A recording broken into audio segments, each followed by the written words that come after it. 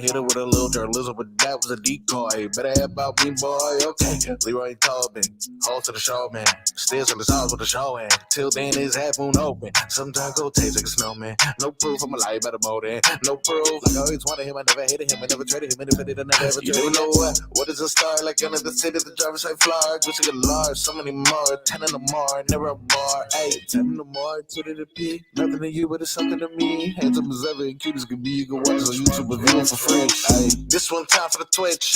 This one time for the text. This one time for the phone line. Whole time, wonder what they gonna do next. You know, I just wish you guys would stop the quibbling. Hello, everybody. Tobin and Leroy here with you. 560 WQAM. Don't mess with me today. Why, dude? What do you mean? Game night, baby. Oh. Game night. Laser Pivotal focus. game. 2-2. Man. And all these wishy-washy ass just New York fans. I don't know who you're a fan of. They're wishy-washy and I feel like tonight, Leroy, I don't know. I feel irrationally confident today. I feel like we broke through. You know, the close games have been fun. It's time to demoralize them a little bit. Put it on them. Yeah, blow out. Humble them. Humble. You take Tkachuk's mouthpiece? That's gross, first of all. Yeah, that's just nasty. Nasty. Well, I mean, we are talking about hockey players. Yeah. Stinky. Tough. That's tough. Tough. Listen, as a football player who had to be relatively tough because I couldn't run away from anybody, I would definitely tip my cap off to their toughness. I ain't gonna argue who's toughest. I ain't gonna fight it. It's a different type of tough. It's been fun though. It's been fun catching all this, and we cannot wait for tonight. By the way, if you're looking for a place to watch the game, Hawk is having a watch party at Dave and Buster's in Hollywood. I might show up. Potential Leroy Horde swinging by. Oh no, it ain't. Listen, let me explain something to you. Mm-hmm. If I go, I can't leave until the game's over. Of course not. Well, right. It ain't a swing by. You could maybe make it by a second intermission if you wanted to. You could probably. That's what I'm saying. I don't know how I'm gonna do it. I don't know if I'm gonna do it. It just depends. What's your plan for tonight, Marcos? Where are you game mopping tonight? Where are you? No, he's game mop. He got to work. He's at the Improv. I have a clientele at the Improv that is currently a hot button, if you will, online. So I have to make sure that things go smooth, unfortunately. So I will be on the wink. Oh, the winky link. You guys don't have there's no ESPN at that place? There is not. No, they've cut the cord.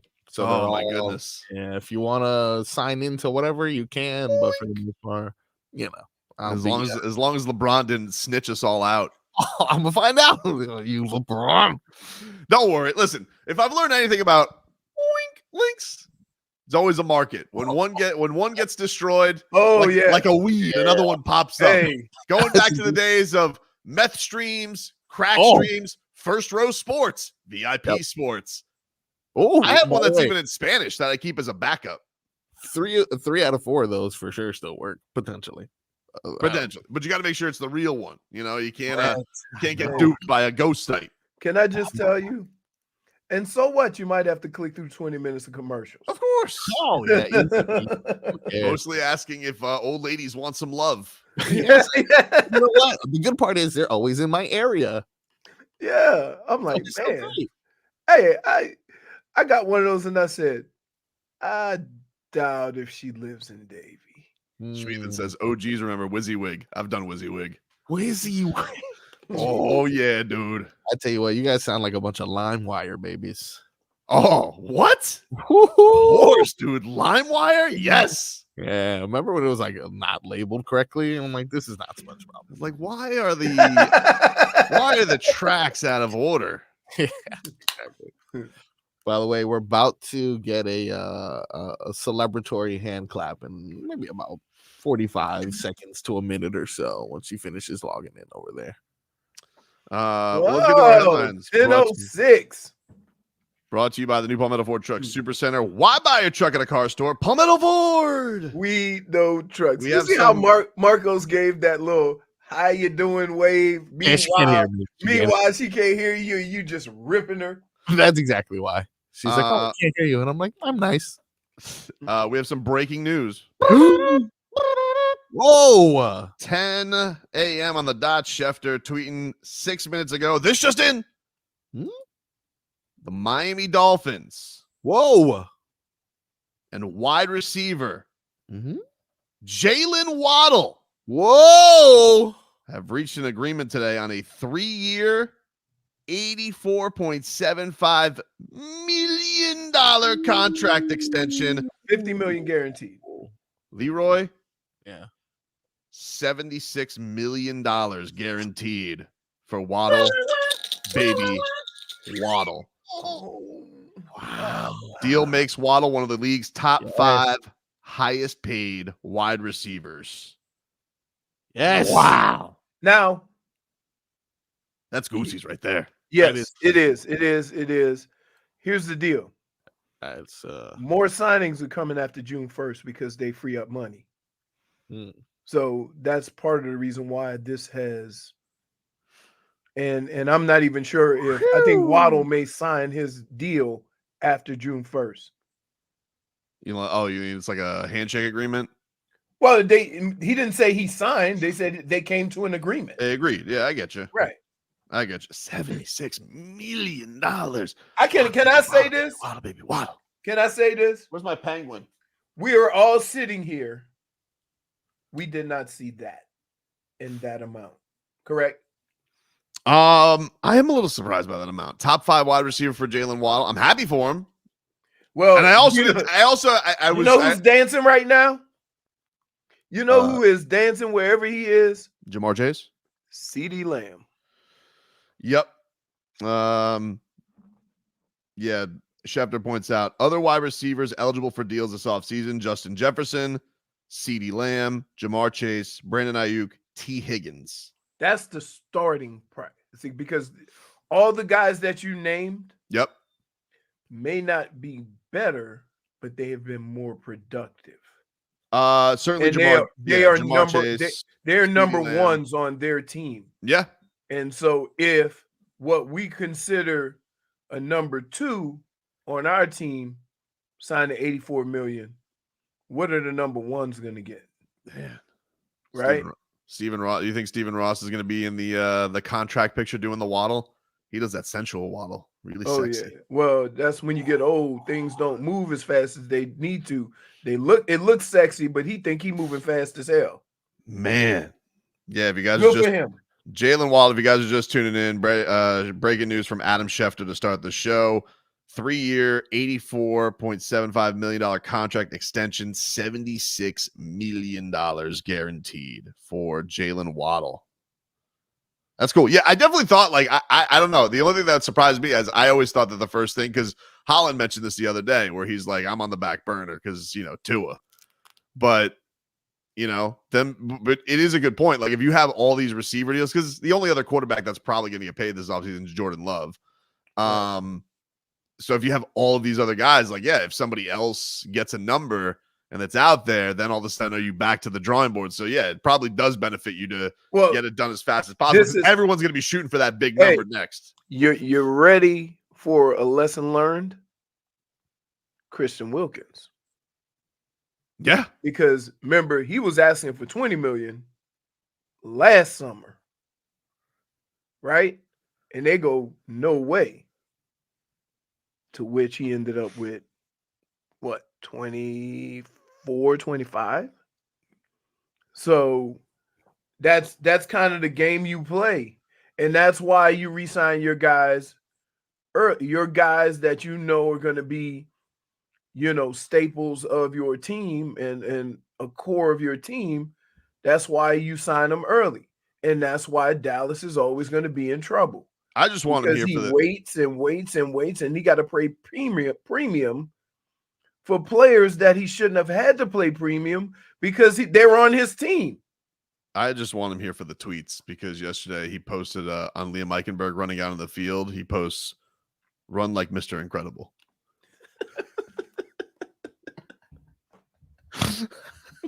You see how he runs? Oh man, he does look like Mr. Incredible. I think he like bleached his hair. I don't know if he's always had hair that blonde. I try not to stare at Eichenberg too long. What do you think of his music selection with the orange jersey?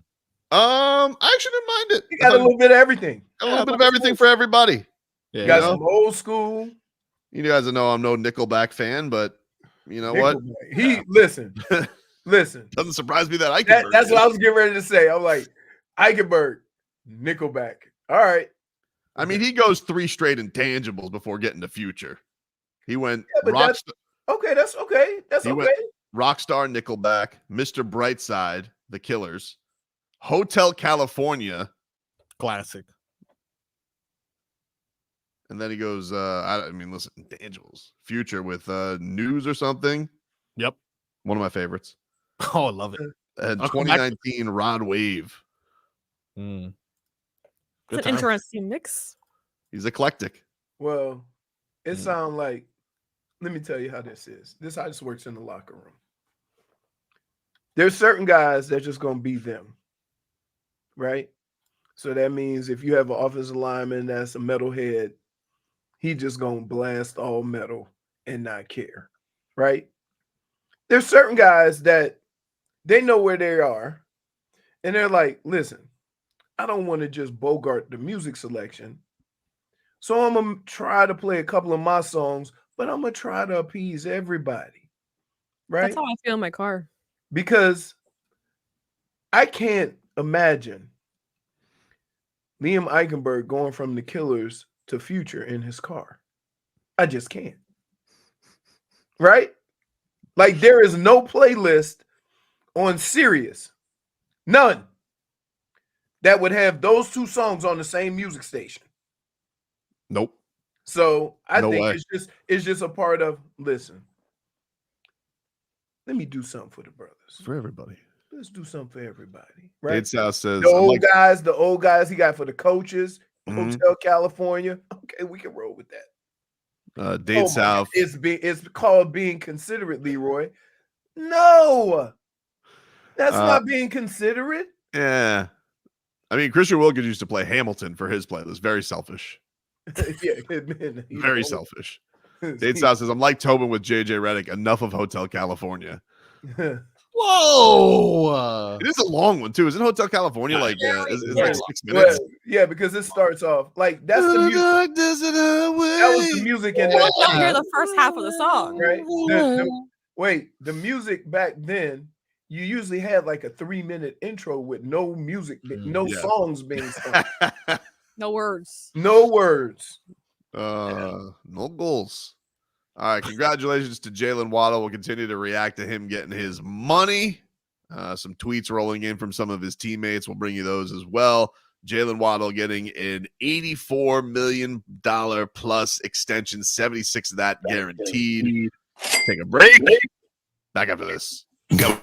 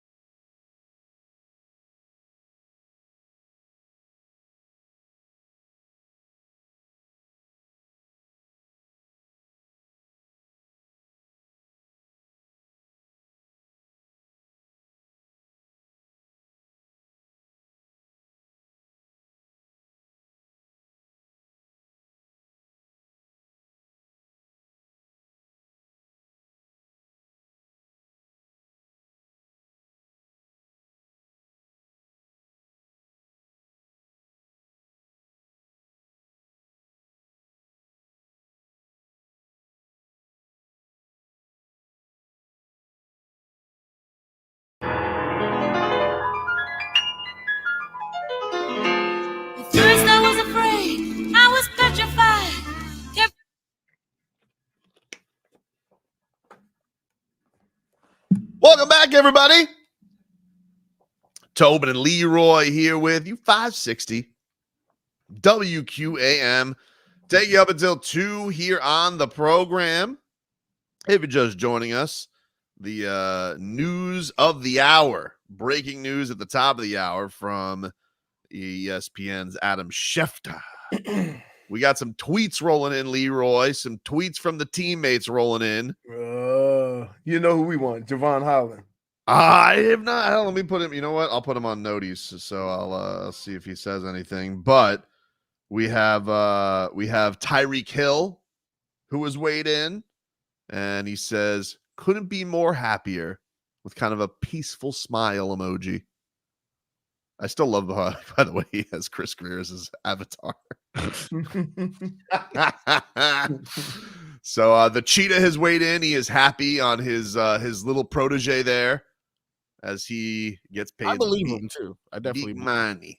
Why wouldn't you believe him? Why you think there's nefarious thing? Like he just got paid a ton of money like 2 years ago. No, I believe him personally. In a normal situation, I'd feel like, wide receivers can be divas sometimes. No, it's not. You know what? Yeah. Here's the deal. You very rarely will hear a teammate complain about another teammate getting paid. Now, they'll talk about what guys on other teams are making playing the same position, right? But if a guy get his come up and he get a new contract, you very rarely will hear somebody complain about another guy on this team making money. That does not happen. Yeah, I believe him. I think, that's a guy he obviously has a lot of respect for, too. Like, I think he thinks Jalen Waddle is a legit good receiver. And, dude, like, let's be real about it. No one's crying here, but Jalen Waddle, I'm sure, would put up even bigger numbers if he didn't have Tyreek Hill on his team, And certainly last year, like, the only quibbles you could really have with Jalen Waddle last year is, I guess, durability. He basically played the whole year banged up and still got you 1,000. Right. I don't think it was probably like isn't he as explosive as the year everybody thought. He the first receiver to do that for the Dolphins? Yeah, I think so. First 3 years. Yeah, I think so. Unless Landry did it, but I think he's the first receiver to do it. He's had a couple of records that have popped up. I think like most catches in his first 2 years. Right, and keep in mind that says number 2. Yeah. Well, the first year it wasn't. Yeah. The first year it wasn't, but he wasn't. But it wasn't like. It definitely like he became. I mean, his second year, that was incredible. Right. His second year was absolutely incredible with Tyreek Hill. So, I think with last year being a little bit banged up, maybe there's probably even bigger expectations that he can do it. I don't think that the Dolphins necessarily want to go into a year where it is all just the Tyreek and Waddle show, but it is what makes him. It is what makes him special. It is what makes like him special. 70 million tied up with 3 players, right? Like 60 to 70 million. Let's see. Are you including Tua? No. I'm doing 3 receive 1 position. Odell, Tyreek, Waddle. Yeah, right. I mean, I guess if Odell hits his numbers. Right. If he hits his numbers. I mean, that's a lot at one position. As Marcos predicted with his incentive-laden deal that he predicted. You didn't predict that. I predicted. You didn't predict it, dude. I predicted everything, and this is the whole conversation we had. The whole conversation we had. Yeah. Back then was you were okay with giving him $7 million a year. Yes. And I'm like, dude, you got a lot of guys you got to sign. Now, I was right though. They gave him more. No, they didn't give him $7 million. You never know. No, that's right. That's the point. You can do a contract with incentives. Yeah. That you can carry on the cap. That's what mine was. Mine was always that. I just didn't specify. I didn't know because I don't want to talk too much football around you guys. You guys get confused a little bit when I get too football-y. So I didn't want to. Too football-y. Technical term? Marcos. Yeah, for sure. Marcos. What's that? The next time we watch a game, I will stop one play. Yeah. Just mute the TV. Just one play. I'll explain one play. Yeah. And confuse you so much as to what's going on the field. He's done it. You have absolutely no idea. And as a player, you kind of have an idea where everybody is supposed to be on the field. That's why it's hard for me to watch games with somebody, because the guy who gets burned isn't always the guy who's at fault. You have to have a real football palate like me to watch football with Leroy. I'm a football sommelier. You know what you do? You eat a couple more wings. No, here's what he does. Yeah. He gets a couple more wings, go gets a beer, and when he comes back, he goes, okay. And then I just shout, an FTF! Yes. Pro Football Focus, Dolphins now have the third and fourth highest paid wide receivers per average annual. Tyreek Hill, $30 million a year, and Jalen Waddle at $28.25 million. So just at that position, with three guys, they are over $60 million. Whew. That's oof.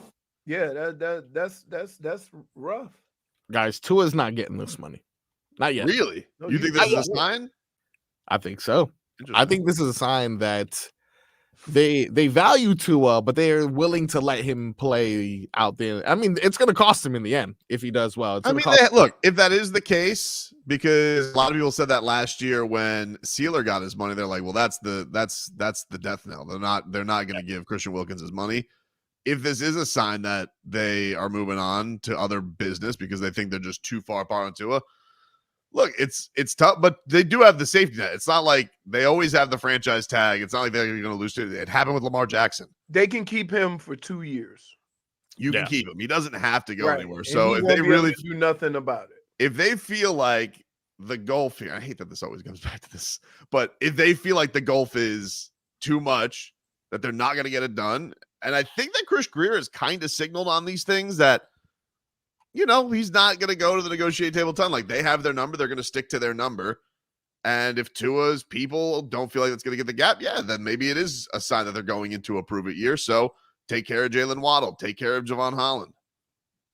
But as Leroy pointed out, maybe this is we have money freeing up in a couple of days. Maybe that'll open things up as well. But a lot of people, look, Joe Burrow's deal didn't get done till the week of week 1 last year too. So it's not also I don't think it's quite ready there yet to say that this is a surefire sign. But I get why you could go there, Marcos. Here's the deal. There's no rush. There's no rush for Tua.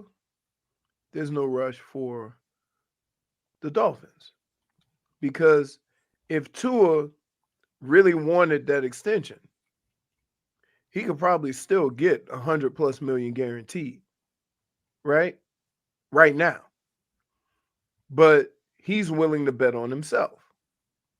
And so this is it both ways. And so the Dolphins can, say what all we're saying and say, hey, look, this is our number. This is where we think you fit in. And Tua's like, no, I'll get higher. That happens. There's nobody's fault. Nobody's fault. Like, and you don't want to know that's what negotiations are. However, here's what makes it tough for the Dolphins. The way this offense is, the timing of this offense, the accuracy that is required of your quarterback in this offense limits what they can do on the market. And so that's where Tua has an advantage. Yeah. But eventually, look, I don't imagine that the Tyreek Hill, Jalen Waddle connection will be there forever. Like, obviously, and that's why I think they pay Jalen Waddle is because, okay, here's how it goes. Jalen Waddle can do what Tyreek can do. Mm-hmm. Right? But as long as you have a contingency plan for that, then you're good. Because you know what'll happen. Say if for some reason they decide to move on from Tyreek Hill in a year or two. Right? If they hadn't taken care of Jalen Waddle, now he's going to say, oh, I need number one money. And look at what all these guys are getting paid. I need what we both got. Right. You see what I'm saying? So there's a method to it. I just think that in the past couple of years, I've seen them do it with positions they really didn't need to, and not do it with guys who were more important than maybe I think they thought. We'll take a quick break here on the show. We're streaming live on YouTube and Twitch, Miami 560 WQAM. Take a break. Back with more after this.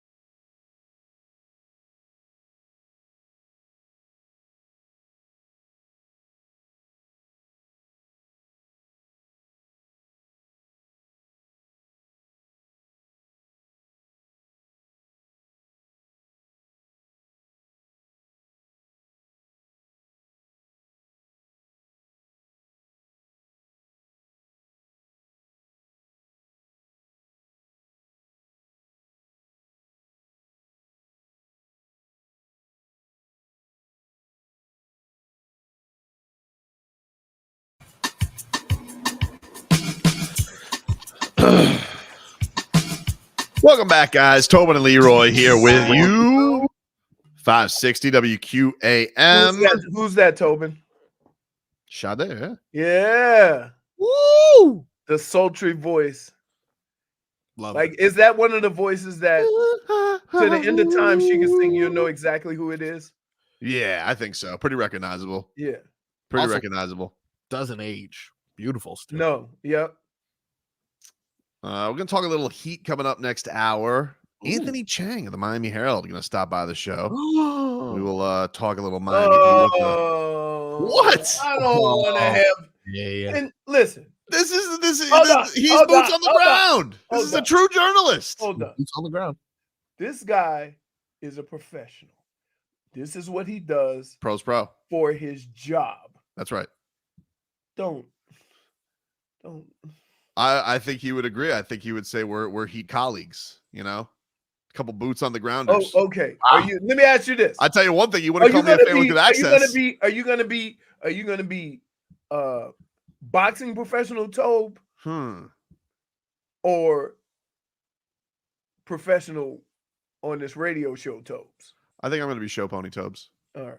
I'm in a show pony mood today. I appreciate your honesty, but I still don't embarrass us in front of the kids.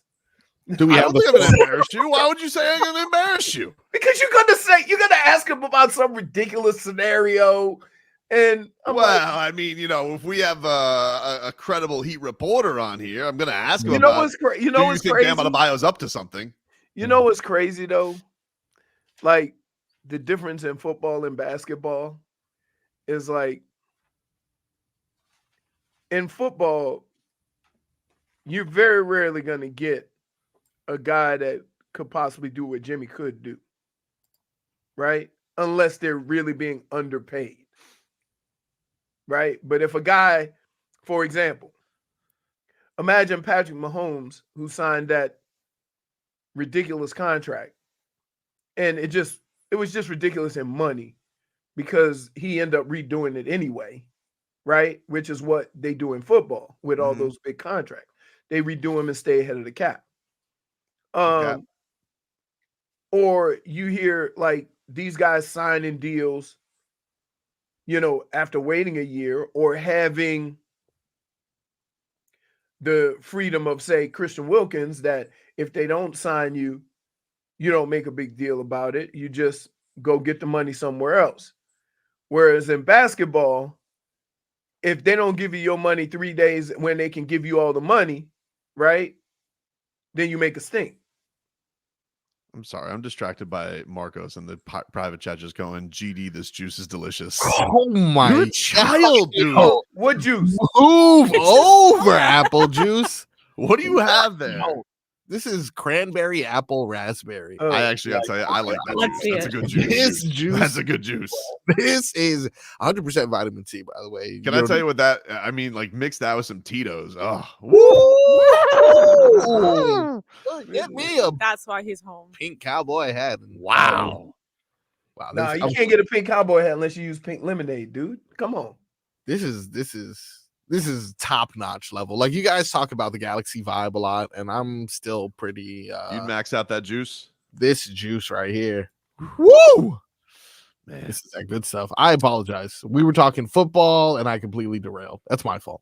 You're not apologizing. You still drink juice. You still drink juice like a child. He does. Like really, like This one is good. The only time I'm gonna drink juice anymore is if I'm at a fancy golf course and they got that fancy dispenser like we were at the Trump and Doral. oh my goodness. Fancy. Hey, Juice tastes better out of those.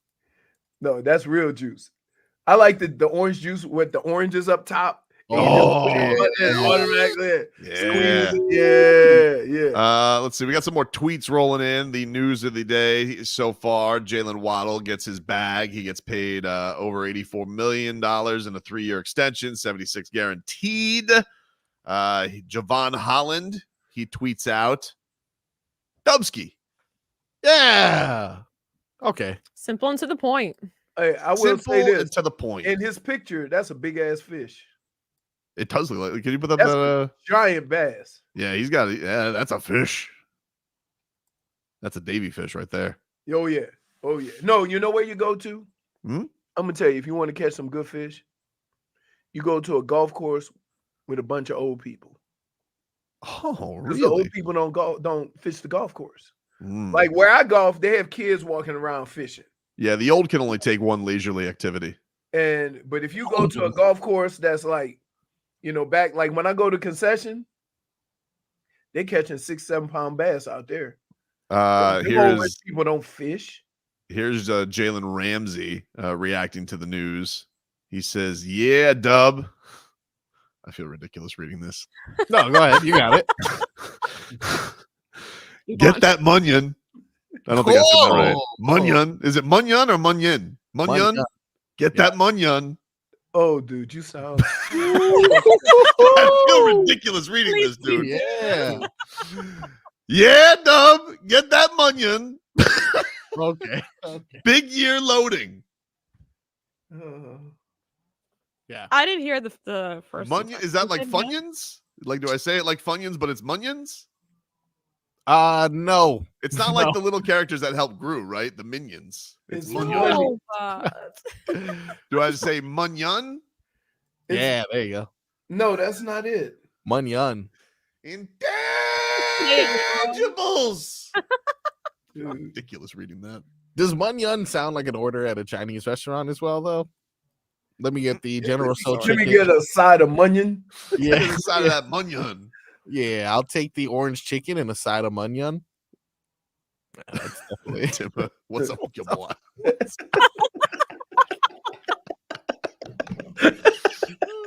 Dude, can I just say? Can I just? What's up with your block? Can't wait to add this to the list too. Dude. And What's where you in live? that Wait, folder? you know what? labeled it correctly. Where you live, you would never be exposed.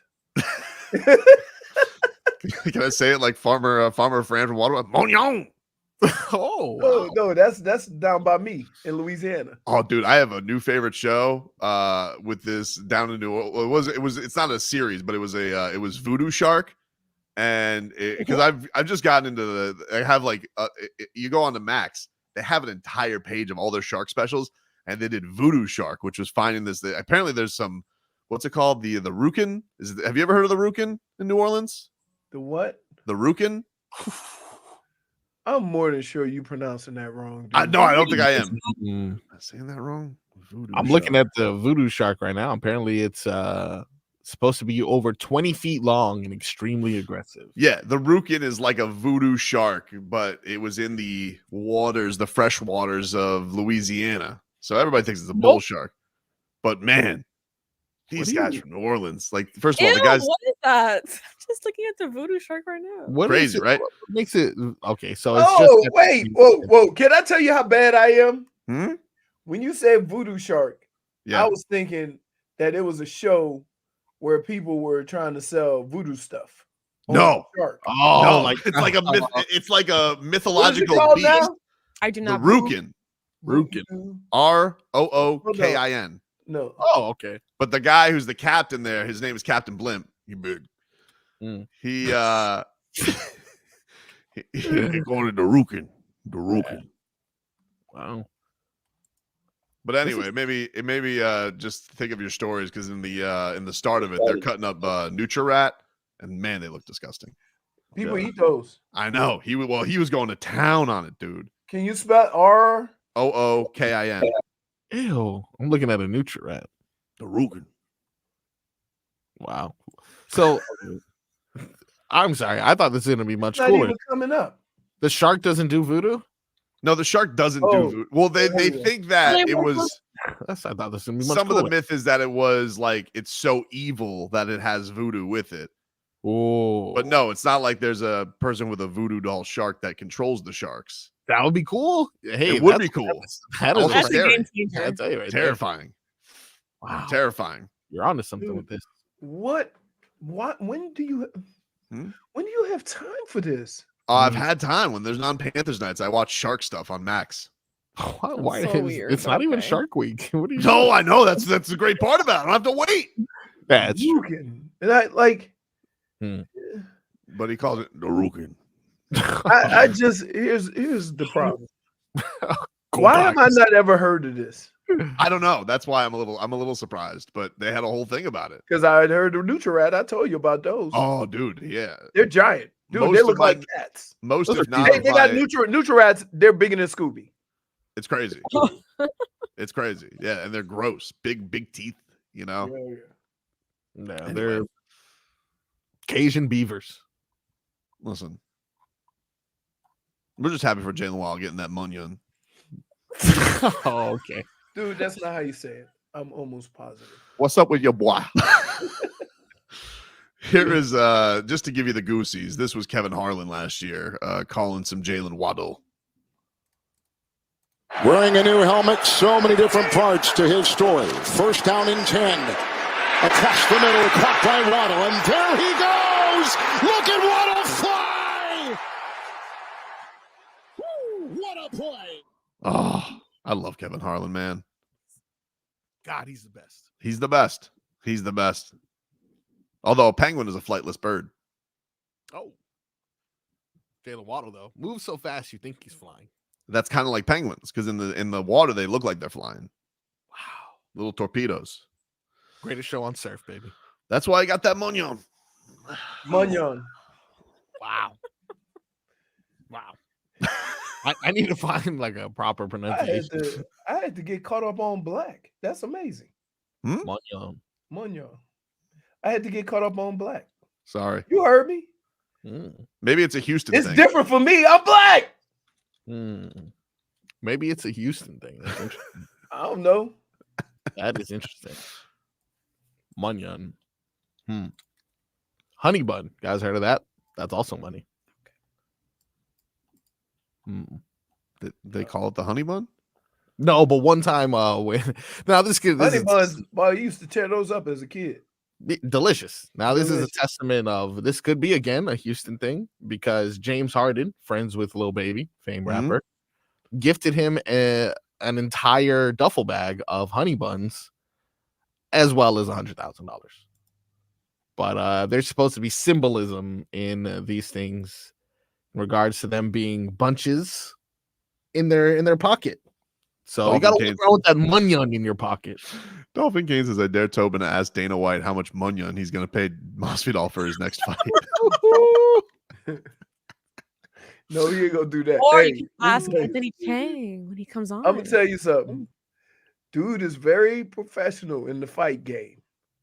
The second he put that mic down, though, all bets are off. That's fair. All right, we got to pay this Munyun, you know? Okay. Got to go to commercial. Jesus. It's not Can going you well. More Munyun, more problems. Oh my god.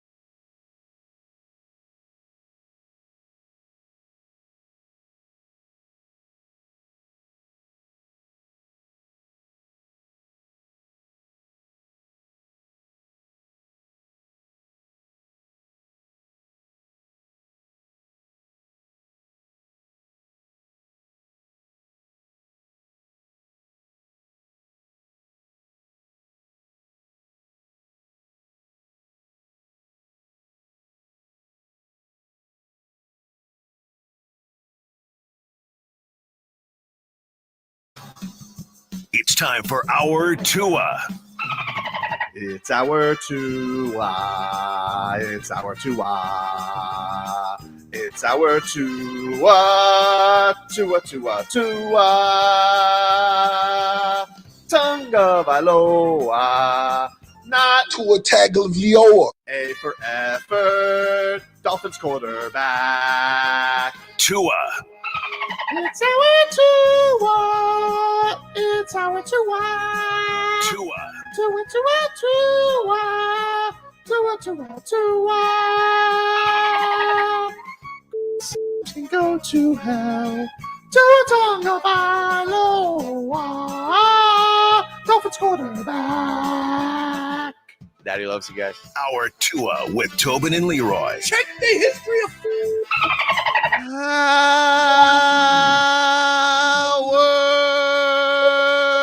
Our Tua the program, ladies and gentlemen. Tobin and Leroy here with you. 560 WQAM. Let's get to our headlines. Brought to you by the new Palmetto Ford Truck Supercenter. Why buy your truck in a car store? Palmetto Ford. We know trucks. Game 5 of the Eastern Conference Final tonight between the Florida Panthers and New York Rangers, all even at 2 games apiece. Does playing 2 at home even matter in hockey? I don't know. It doesn't feel like it has. Doesn't feel like it has. But they got to do it one more time. They've done it once in New York. They got to do it one more time to win this series. So it's weird because the Panthers had 52 wins this year. 26 on the road, 26 at home. Damn. Look at you. You don't even need me for hockey stats anymore. It's balance. No, I can give you Barry stats. Melrose. Yeah, you're your own. I need you for the damn rules, you bum. I don't know rules. I didn't even know yesterday. Did you know that if Kreider, if his toss of the mouthpiece would have gone into the stands, which it did not because he's got a pop gun arm. If it would have gone into the stands, that would have kicked him out of the game. Oh, didn't know that. Not me either. Game misconduct. Take a hike. Yeah, the old Steph Curry. Yep. Oh, Steph Curry. Oof. Isn't it Munyun? I do have clarification. Okay, now. It's not so- Munyun, it's Munyun. So Marcos says that he has clarification. Is it what Leroy says? So we're gonna listen to it and determine. This is from someone who I feel like I can trust. This is MAF Tiski, who has a song called Munyun. We still don't know yet, right? Currently with a solid 2.1 million views on YouTube. So I think, and no one in the comment section saying you're saying it wrong. So the way he said it must be right. Reliable source. Where is he from?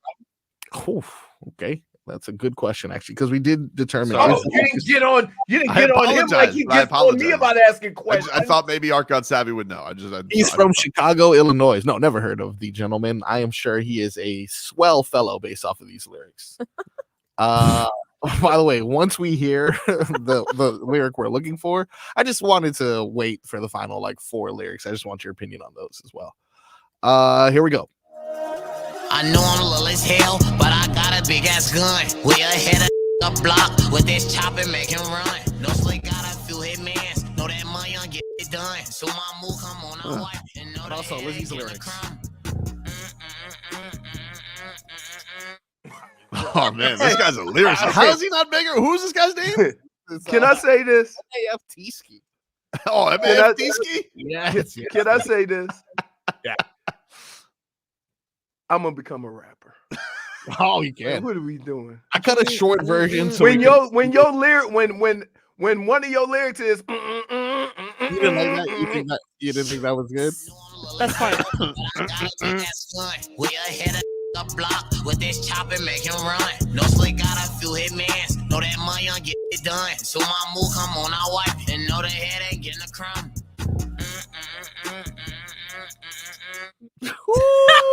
Hey, that's good. He's good. Oh, Can you include that in your Bob song? yeah. Yeah, I can. Or you can do a Waddle one. This is a short version. Know that money on. Throw that Munyun. Know that money on. There you go. Munyun.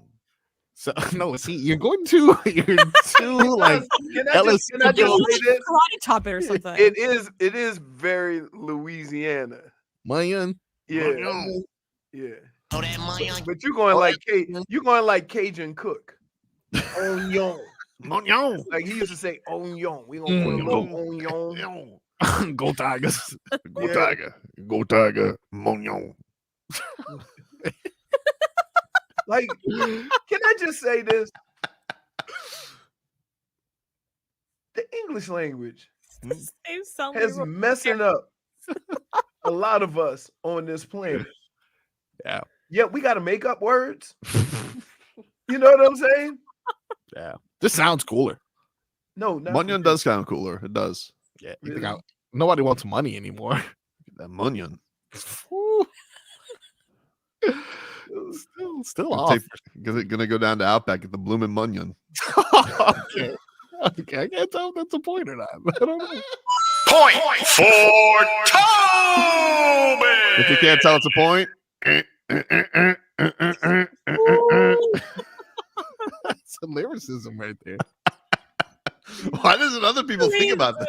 For a song, I beg you. It's really good. I don't know. It seems like, if Adele did it, I'd say she's mailing it in. When he does it, it's good. No, we got a few hitmans. Know that Munyun get it done. So my move come on our wife and know the head ain't getting a crumb. I like it. Yeah, because if Adele can go, same. She also is an award-winning artist. This dude is not. I'm sure he won an award. Give him some time. You found that about him today. Yeah. Dude, can I just say this? This would be the most play that he gets in South Florida. That's fair. Can we get him on the show? You know what? 229,000 followers on Instagram. I feel like I bet you we can get him.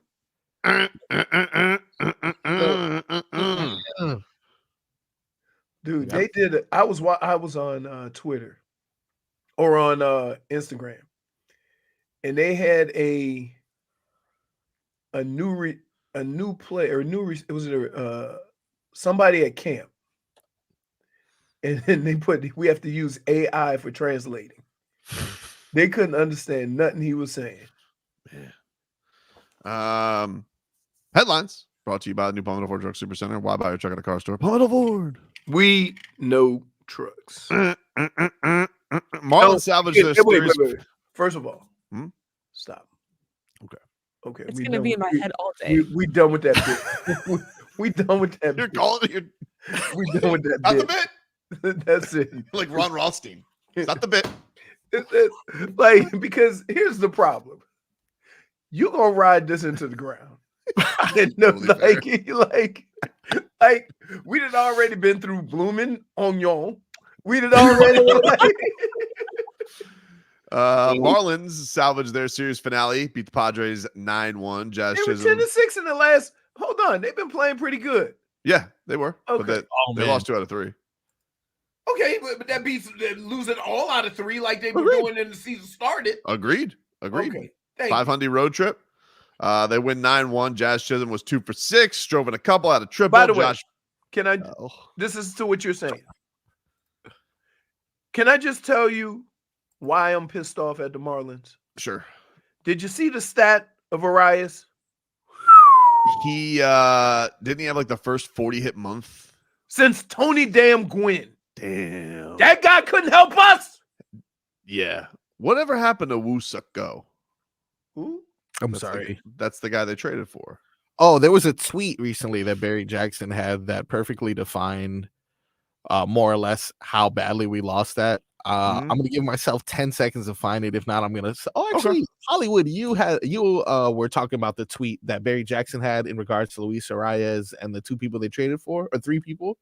You said 2 of them are out of the league now, or like one of them is it? Oh, 2 of them are in Double-A currently batting like under 200 in Double-A, and one of them is no longer or is re-injured. What we already knew he was injured with when we got the trade. So Luis Arias is setting records, and these 2 guys are batting under 200. The last time the Padres we did a trade with them that I recall that they traded for an lemon injured guy. law. Yeah, he got lemon lawed. Lemon law. That was a while ago. That was before Jeter, but that did happen with the Padres. Repossess. Oh, this is the tweet. Of the 3 hitters acquired by Marlins in 4-player package for Arias, one is now out again with abductor injury, which he had at the time of the trade and now has again. And the other 2 are hitting 186 and 197 in Double-A Pensacola. Wow. That's Bubba Watson. 40 hits. Look at that, baby. Well, I did want to read some positive stuff about the Marlins. Okay, yeah, go. Let's go Marlins. Josh Bell was 3 for 5. He had a single, double, 2 runs. He was 7 for 13 in the series. Excellent. Okay. Nick Gordon, did you see that play that he had yesterday? I did not. Caught it barehanded, bounced off the left field wall, gunned out Tatis at second base. Great play. And I also learned on the Bally broadcast, Jake Berger, he played peewee hockey with Tkachuk. Oh, no idea. Hey, That's interesting. hold on. Jake Berger was never Pee. Stop it. Oh, my come goodness. on, bro. Come on. Hey. One. That's it. You know, for sure, we need more body shaming. We definitely do. Hey, We definitely do. wait. All right. On the list. Wait. Y'all can mock me. Y'all can give me a -1. Am I lying? Moving on. Pinks lose to Atlanta 3-1 in spite of Messi's goal. That snapped the Pinks' 10-game unbeaten streak. So no bueno last night. Hardwood. They look terrible because they were down early and they gave away a silly goal. Yep. Just a lazy, ho-hum. It was terrible. Hardwood tonight, game 5 of the Western Conference Finals between the Wolves and Mavs. Of course, Mavericks lead that 3-1. It's an 8:30 tip-off from the Target Center. Minnesota is a favorite tonight, 4.5-point favorite going into this They've one. been favored a couple of times. That don't mean nothing. Down 3-1. I'm a little surprised. But, it has been a close series. It's just That's the same not thing close on with, the game if you result. look at what the Panthers have done, 3 overtime games, right? Yep. Could have gone either way. And it's 2-2. This is as tight as it can get. Well, speaking of Jimmy Butler and one of his former clubs, the Timberwolves, Jimmy Butler been in the news recently, of course, wanting his money. A man who is on the beat for the Miami Heat, does a great job covering all things Miami Heat, and this Jimmy Butler story had a story about it in the Herald yesterday, is Anthony Chiang. He'll join us next. This hour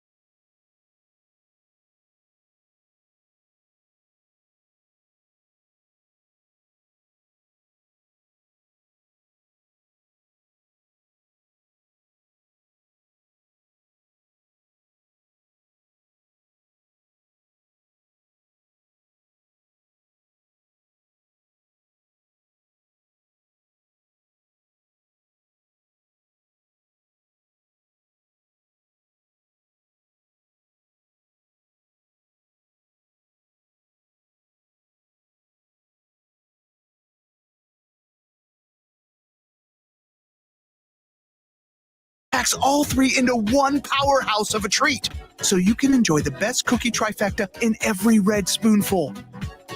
Hurry in for a taste today. Only at DQ. Happy tastes good. Scattered thunderstorms this afternoon with a high of 93, and tonight overnight low of 74. Weather brought to you by Express Employment Professionals. If you're ready for a new job, let Express Employment Professionals help you. Express is your one connection for summer jobs in a variety of industries. Visit expresspros.com. We've made it easy to listen to WQAM. Just download the free Odyssey app to listen to all of our shows live or on demand. Plus, there's the cool rewind feature where you can listen to any part of any show you might have missed anytime. Get it now and make WQAM your favorite station.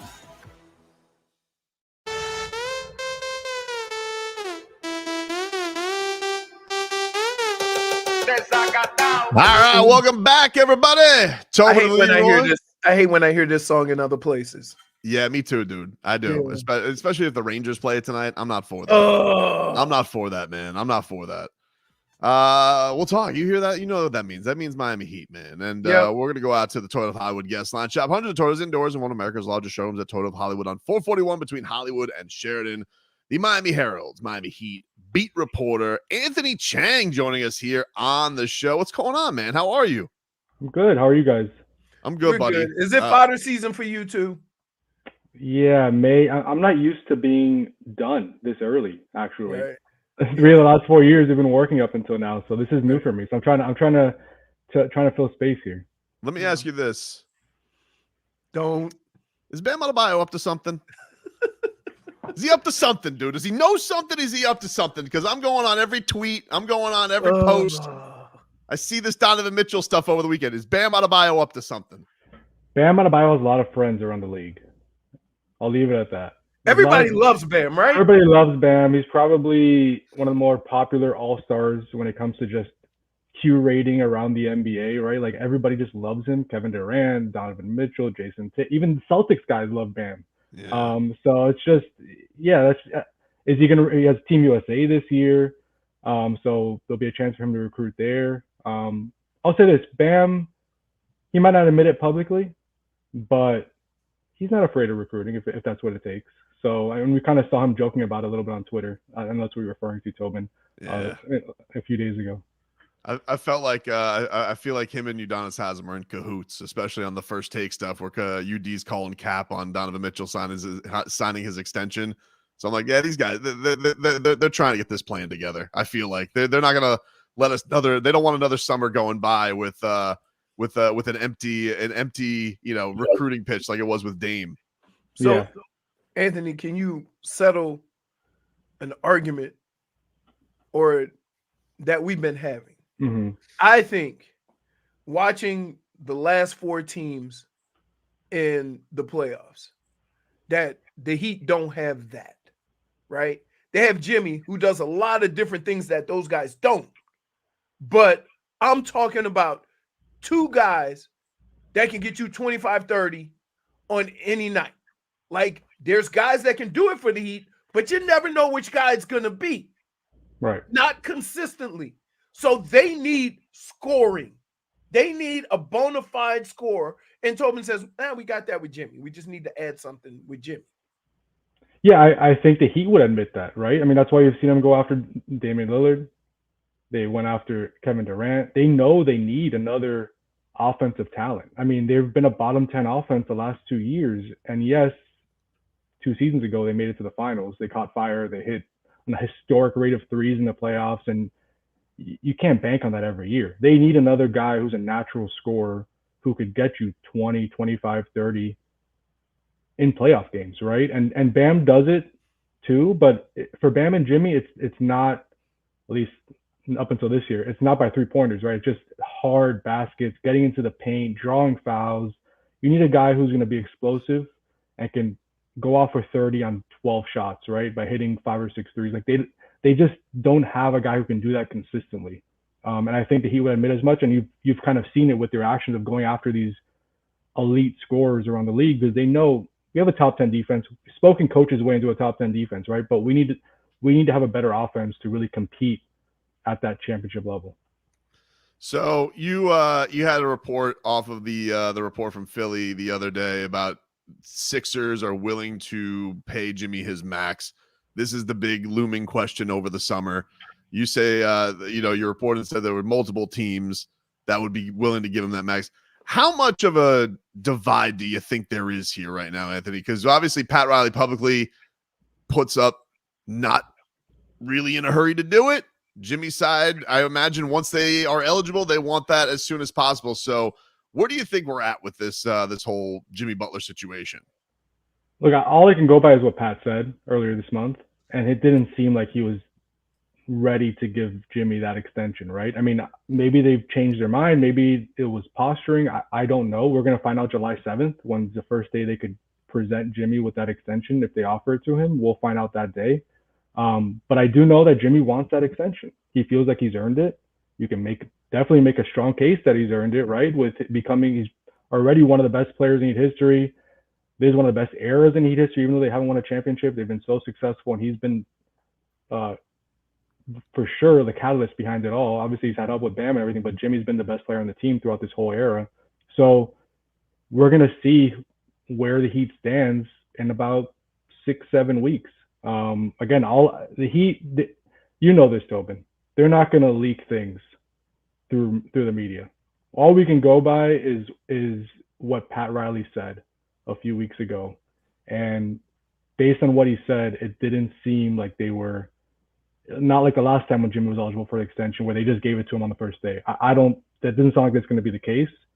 Maybe it will. Maybe they can, they wait to see what happens with Donovan Mitchell, what happens in free agency, how things shake out, and they come to the conclusion, well, this is our best option. We extend the window by a year, we give them the contract, and we see what happens. But if I don't have that answer right now because I don't even know if the Heat know. They might be waiting to see what happens with Donovan Mitchell and other guys. Go ahead, Leroy. You think? I think the thing that I took from everything that Pat said, right? Fair or unfair. Mm-hmm. I'm tired of guys playing 60 games a year. For sure. Like that was the message that I got. And for whatever reason, right? You're talking about two of your best players in Tyler and Jimmy that miss a lot of games during the season. And what that does do, it puts more pressure on Bam. So when these two guys aren't playing, you're now running Bam into the ground. I mean, and Pat just seemed like he's had enough of it. So go and ask Pat for an additional year after what just happened. I mean, he's going to kind of maybe push back a little bit. Yeah. And the crazy thing is, too, to that point, is this is not the first year Jimmy's done this, right? I mean, he's missed 15, 20 games pretty much every year that he's been here, but he's been healthy for the playoffs. Right. And it's easier to ignore the regular season when he's leading you with a Michael Jordan type playoff run to the Eastern Conference Finals or NBA Finals. But this year, where it wasn't his fault, someone just fell on his leg, right? And he sprained his MCL and he couldn't play. And then you lose in 5 games to Boston in the first round. Like, feelings are going to be a little bit different. So again, this isn't the first time Jimmy's handled the regular season this way. Again, there were some real injuries. There were some times he took the third game. I know everyone points to the third game of the season where it was a back-to-back and he took it off for rest. But there was a foot injury. There was some knee stuff. Like, there were some real injuries. But I think the hope is if they're going to invest that type of money in Jimmy, that he's going to play 65. I think Pat Riley said, like, just give me 70 games. Just give me 70 games. I'll take 70 games at this point. Right. But yeah, the feeling is like they never got to see what this team could really do. You can make an argument that beside Boston, if the Heat is healthy, the Heat might have the second best roster in the East. That's not crazy to say. Well, but they didn't get that team this year. That's the funny thing about it, because Pat Riley has, the comment about telling, Jimmy not to talk about it if you're not on the court. But like Jimmy Butler probably looks at how the East plays out, and I don't feel like he thinks he's wrong. I think Jimmy Butler probably watches how the East plays out. It's unfortunate what happened with his injuries, but I think he probably thinks to himself, yeah, see, this is what it turned out to be. If I would have been there, I don't now maybe not, playing Boston right out of the gate. I don't know, but I don't think he looks at how the East plays out and thinks to himself, if I was out there and I was me, I still would have beaten them, because he has. So I think that confidence is probably there from him. I Yeah. think Pat's annoyed that they're in the play in the last 2 years, regardless sure. of what the result. You have these guys play 5 more games, and you're a 4 seed. Just 5 more games and win 3 out of 5, and you're a 4 or 5 seed. Yeah. And I think being that close has to be frustrating for him. Yeah, and they don't feel like this is a play-in roster, right? And it really isn't. I mean, it isn't. When this roster is whole, they're not a play-in team. They shouldn't be a play-in team. And I think that's part of the frustration of like, why can't we set ourselves up and put ourselves in better position for success in the playoffs instead of facing this uphill climb and just think, oh, we'll just take care of it in April and May, right? And it happened 2 years in a row, and this year they weren't able to overcome the odds because the injury issues extended into the playoffs, and Jimmy just wasn't available. And again, I think Jimmy, Bam, and Tyler, maybe played like 20 something games together. Like you just never got, and even and then we throw Terry in there, those 3 plus Terry, I think it was 10 games together. We just never got to see this team whole. And I know fans don't want to hear that; they want to see changes, and I understand this will be year 6 of this era, like without a championship. But the fact of the matter is, like, it's also true that we don't know what this team can be because they never got a sustained stretch together.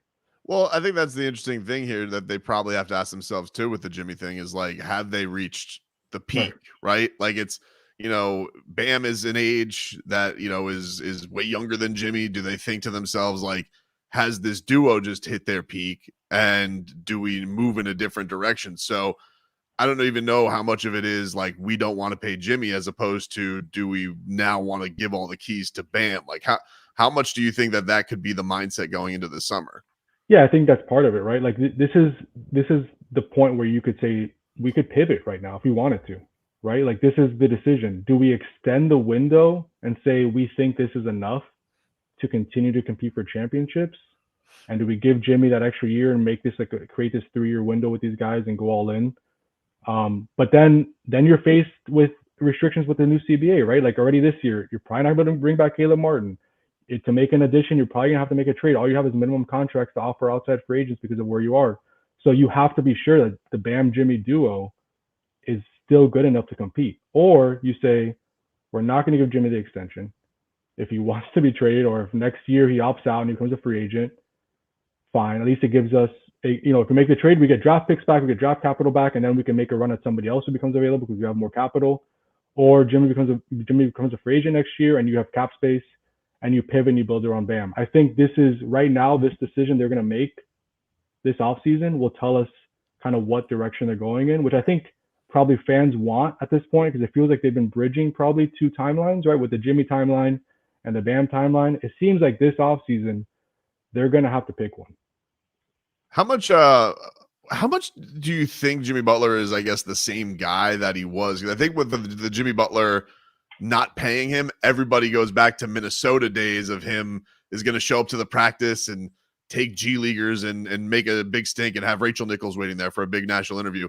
But I mean, it is 7 years ago. Like, it's not like he's the same age and guy. So how much do you think the Heat are wary of Jimmy Butler really making a stink, or do you feel like a lot of that this can be still cordial even if they are bucking against the idea of giving him his money?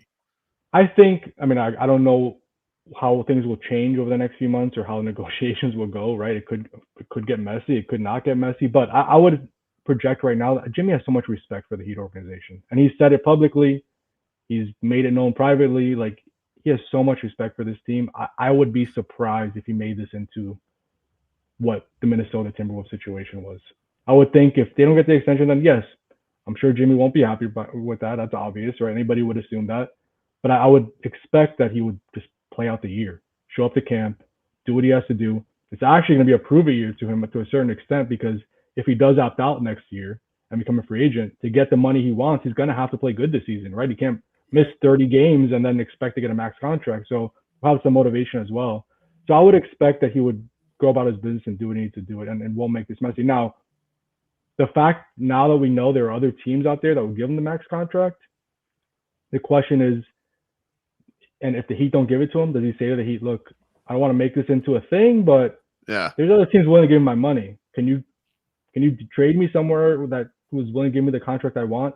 Again, it's unclear at this point if that would even happen, but that is something you have to consider, right? If there are other teams out there willing to give him the money. You think there's more pressure on the Heat to make a decision because there are other teams, or it kind of frees them up a little bit, saying that no matter what they decide, they have other options, whether it's to move Jimmy, to get another player. So like I think both sides are in a good place because Jimmy's going to get an extension. I hope it's here, but it might not be. And the Heat, if they decide not to give him the extension, can get something in return. Sure, it opens up more options, right? But I don't think the Heat's, the way they handle this will be impacted by other teams. That's just not the way the Heat do business, right? We know that. Like, they're going to do what they think is right for the team at the moment and what puts them in the best position, not only to win this year, but in the future, and puts them in better position, you know, for the coming years ahead during Bam Adebayo's prime, right? So whether that means extending Jimmy, whether that means keeping Jimmy this year and seeing what happens next offseason, or I know, you know, the possibility of trading Jimmy has come up this week. I don't know what it's going to be, but I do know this: the Heat won't let the Sixers or whatever other team that's out there showing, you know, trying to, you know, show Jimmy that they're willing to give him that contract. That won't affect how the Heat handles this. It just, like you said, it does present options for the Heat, which is always good, that they could turn to if needed. Couple more before we get you out of here, Anthony. Anthony Chiang, Miami Herald, Miami Heat reporter, does a fantastic job. Go follow him at Anthony_Chiang. Bam Adebayo's extension, best guess, is that even a debate for the Heat? Is that Bam, does he want to punt on a year because he's going to try and get more accolades? Where do you think that heads for this summer? I'm not sure. I assumed entering the offseason that it would just get done this year, but he was third place for Defensive Player of the Year. He's one of the guys who got votes for All NBA but didn't make it. There's a chance he could be Supermax next year, right? So if you're Bam, do you take the chance and wait it out? Like, even like, you know, knock on wood, right? Even if he gets injured this season, is that going to make the Heat not give him a max contract next year? Probably not, right? Like, so he could wait. He could wait and see see if he could get the Supermax next year. It's a big difference in the contract. So I wouldn't be surprised if he waits, but I also wouldn't be surprised if he just says, let's get it done this year and let's get it over with, and let's, you know, lock myself into this contract entering next season. And finally, have you seen Nikola Jovic being swole with his Serbian trainer? I have not seen it, but I have heard you talk about it. Oh, dude. J-Fig, bring that picture up for Anthony here. Let's because this guy, I mean, he looks like the most Serbian trainer. Anthony, ever. Welcome to my world. He looks like the most Serbian trainer, but like I'm like, oh, look at this. Already getting into the lab for the Olympics this year. Marco said he looks like it's a gym at the La Quinta Inn. It looks like the LA Fitness I go to. Yeah. Good for Nico. That's what he want, right? They want him to be putting that work in, getting stronger. If he's going to be the power forward of the future next to Bam, he needs to continue to bulk up. He did that this year. We saw the results. So good for Nico. It's a good sign. Have you ever used the term Munyun? I have not. No. What's that? Start using it. You want to play Anthony, our new favorite artist, Marco, so he can just be aware of how to use this, because we have learned from Jalen Ramsey today that Jaylen Waddle got a whole lot of Munyun. Yeah, we got a lyrical expertise here, Anthony. Break this down for us, please. All right. I know I'm little as hell, but I got a big ass gun. We ahead of the block with this chopper, make him run. No slick, got a few hitmans. Know that money on get it done. So my move come on, I wipe and know the head. Here we go. In your next article, you write, I want you to incorporate. I still don't know what it means, but yeah. Right now, the Heat are in a battle with Jimmy Butler on just how much Munyun they're going to be. Okay, I get it. Yeah. We're not sure if Jimmy's going to get his Munyun this year. We'll find out. I suppose that is the thing. But yes, if you ever don't have the words for an article, I'll put that in the headline. I guess that you could do that in song now. That'll be my next Jimmy Butler story. I'll credit you guys. No. Hey, credit him. I'll credit Leroy. Credit him. Exactly. Credit Leroy. Anthony, thanks for the time, man. Appreciate you. Thanks, Anthony. Guys. Have a good one. Thank you. There you go, Anthony Chiang, Miami Herald. Go follow his work. Let it go. We were having good basketball talk. Munyun, dude.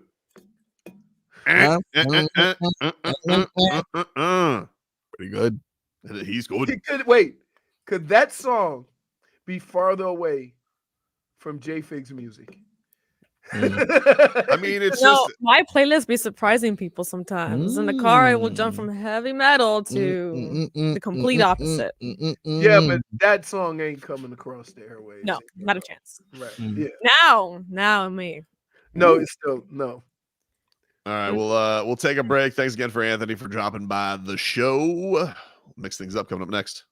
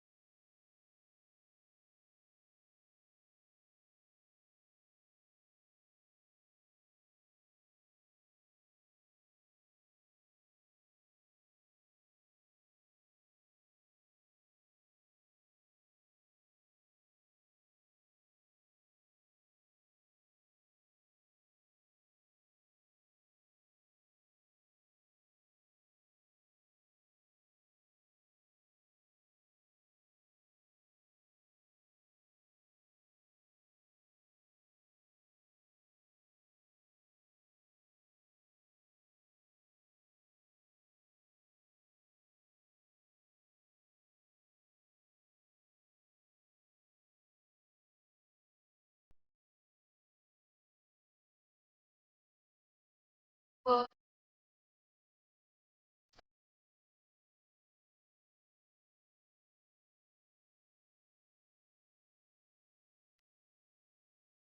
I cannot wait for Saturday night. Dustin Poirier, Islam Makhachev. Woo! Cannot wait, dude. Slobber knocker, dude. You've been getting a lot of you've been talking to a lot of the people for Tapped Out. What's the word on the street? Well, here's the thing that's interesting about it. Everybody's noticing that Islam, and this happens a lot in camp, dude, it looks like he's got staph infection, which means he's going to be on antibiotics, which everybody said really ruins your endurance. So I was talking to staph infection. You can't mess around with that. Can't mess around with that, right? How can he fight? They let him fight. They do. It happens. You can see it. You notice it on him, and they pump him full of antibiotics. It is gross, though. I'm with you, Leroy. Oh, my Dude, God. Check this out. You ever get that in the locker room? Once a year, a guy gets it. Because it's 2-a-days, you're in his pads and whatever. Oh, my God. He disappears for like 5 days. They take him to the hospital, pump him full of IVs. And the last thing you want is that crap floating around on your team. They clean everything. So if somebody gets staph infection, they're in the hospital for like 4 or 5 days. It's interesting that you're saying Makhachev is the one who's struggling with this, because when I look up staph infection and go to Google, one of the most notable cases happens to be Poirier. I don't remember Poirier getting staph. Man, I'm going to show you this picture now. This is a warning to our YouTube audience or whomever. If you're one of those squeamish people like I tend to be, I don't know, I'd go ahead and maybe put this on only audio in the meantime. Let me pull this up. And this is what? This is just like a topical thing, or is this like in the blood or something? Ooh, I don't remember him getting that. What happens is that you get a cut. The cut gets infected. And then it spreads.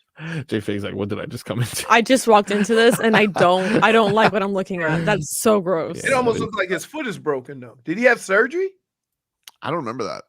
Maybe that happened like out of a fight though. Like maybe that happened like in camp, because this is something. It just said, I'll look more into the article, but it says UFC star Dustin Poirier shows off gruesome swollen foot in hospitals. He battles potentially deadly staph infection. Well, I bet you if he's gotten it, he's probably very meticulous about it now. Yeah, I'm sure he's like crazy clean about it. Even though ATT is a giant ass gym, but no, the one that they're showing is it looks like Islam has it. It looks like on his leg.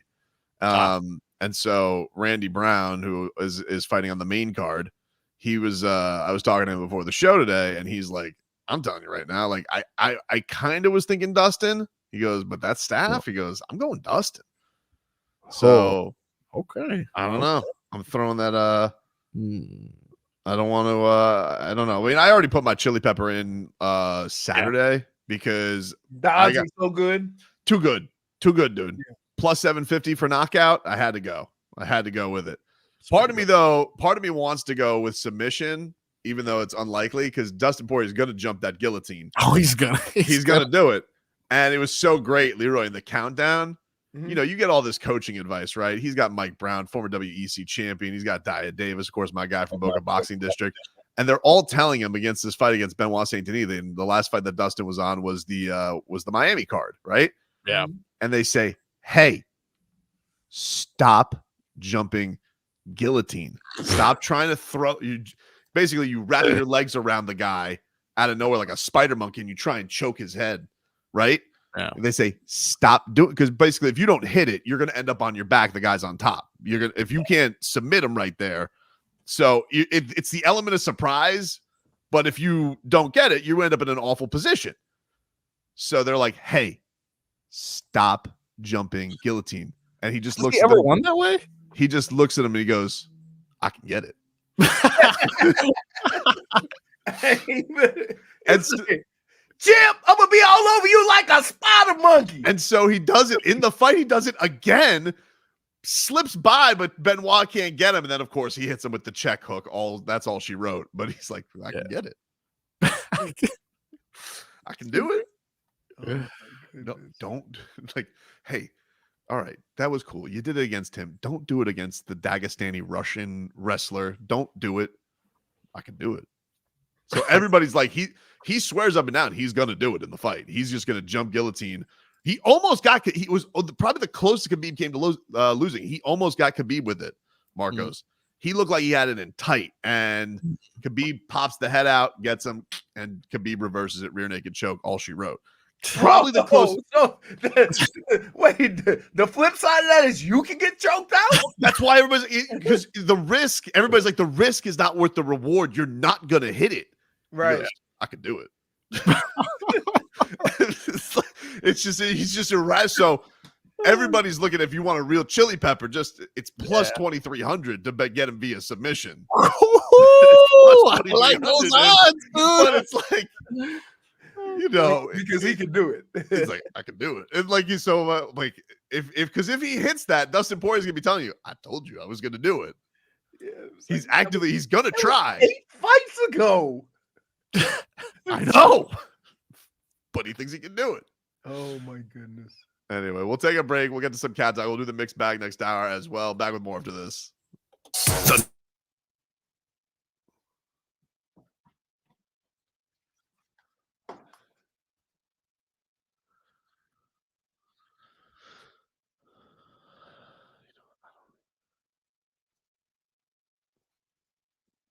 Ugh.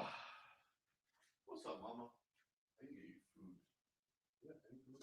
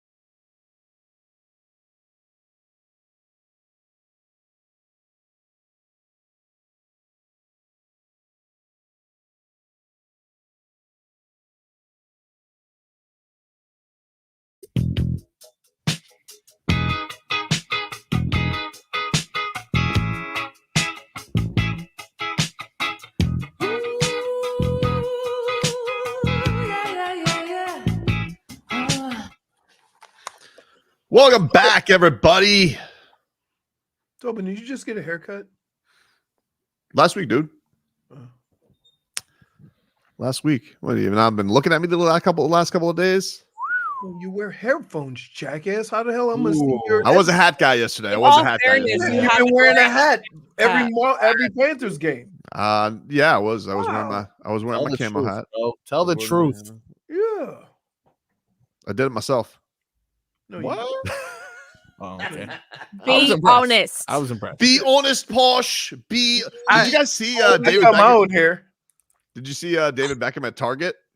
Yeah, it's so nice. He was taking photos. I can't believe he goes to Target. What Target was holds this? his own groceries. What a guy. Yeah. Just like us. David Beckham. You don't go to Target anymore. Why not? Oh, well, I'm banned. What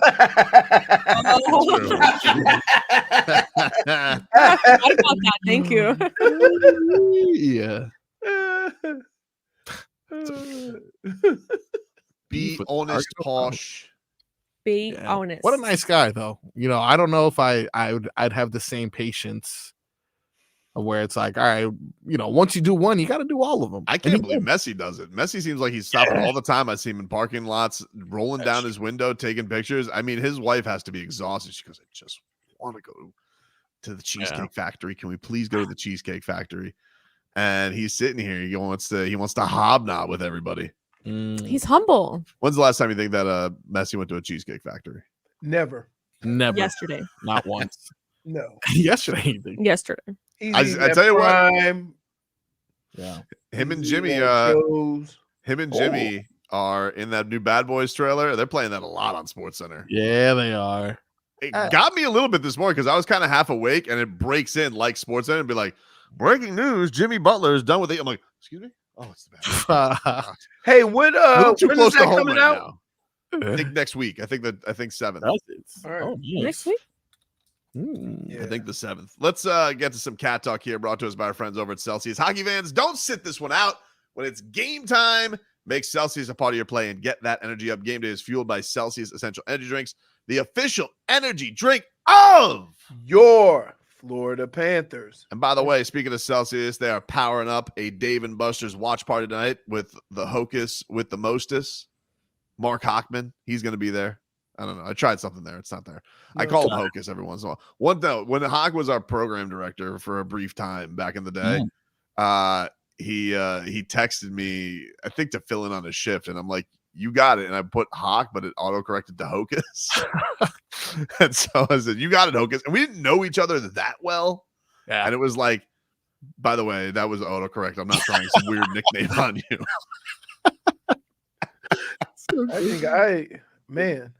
Let's see. When I was around, it was Lebitard and Stugatz, and then it was Jax.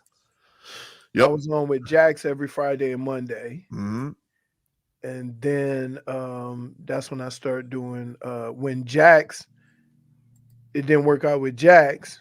It was a short time Jax was doing it. And then that's when E. Reed took over. And that's when I started doing it with him on Mondays and Fridays. And then I don't think I actually started doing it every day till like maybe 2 years because I didn't want to. I didn't feel like it. Huh? I didn't feel like it. Well, no. Well, it wasn't. It wasn't that. It was. I always wondered, as a person who likes to run their mouth, how long could I say something and be, And I'd get tired of hearing myself talk. yeah, and now you get tired of hearing me talk. Mm-hmm.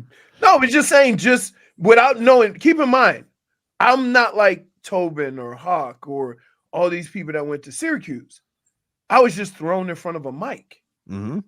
There was no coaching. There was no, when there was a live read, the salespeople come over and say, "Hey, do this live read." I had no idea how to do it, and there wasn't really anybody to show me. So I kind of. Well, you missed the day of training where it was, if you ever catch a lizard, throw it on your partner. So he. Oh my God! You guys don't remember that. I was doing a live read one time, and there was Well, why wasn't there? I mean, I put RIP over a dead cockroach in the hall. So, and then that was a great building. So much character. Wait, but Tobin found a lizard, right? So I'm doing one of my best reads. I'm killing it. And then all of a sudden, this lizard jumps. He throws the lizard on my computer screen. I'm like, hey, I believe I was in the building when that happened. I'm like, he threw a lizard at me, dude. But that's when they had we were in the studio where they had the window into the other studio like yours, and they had another window so people could walk by and see us. And I remember one day they had like a class or whatever, and I'm sitting there in nipple clamps. That did happen. Walking by that window every single day. You never knew. You never knew you were going to walk into, and I loved it.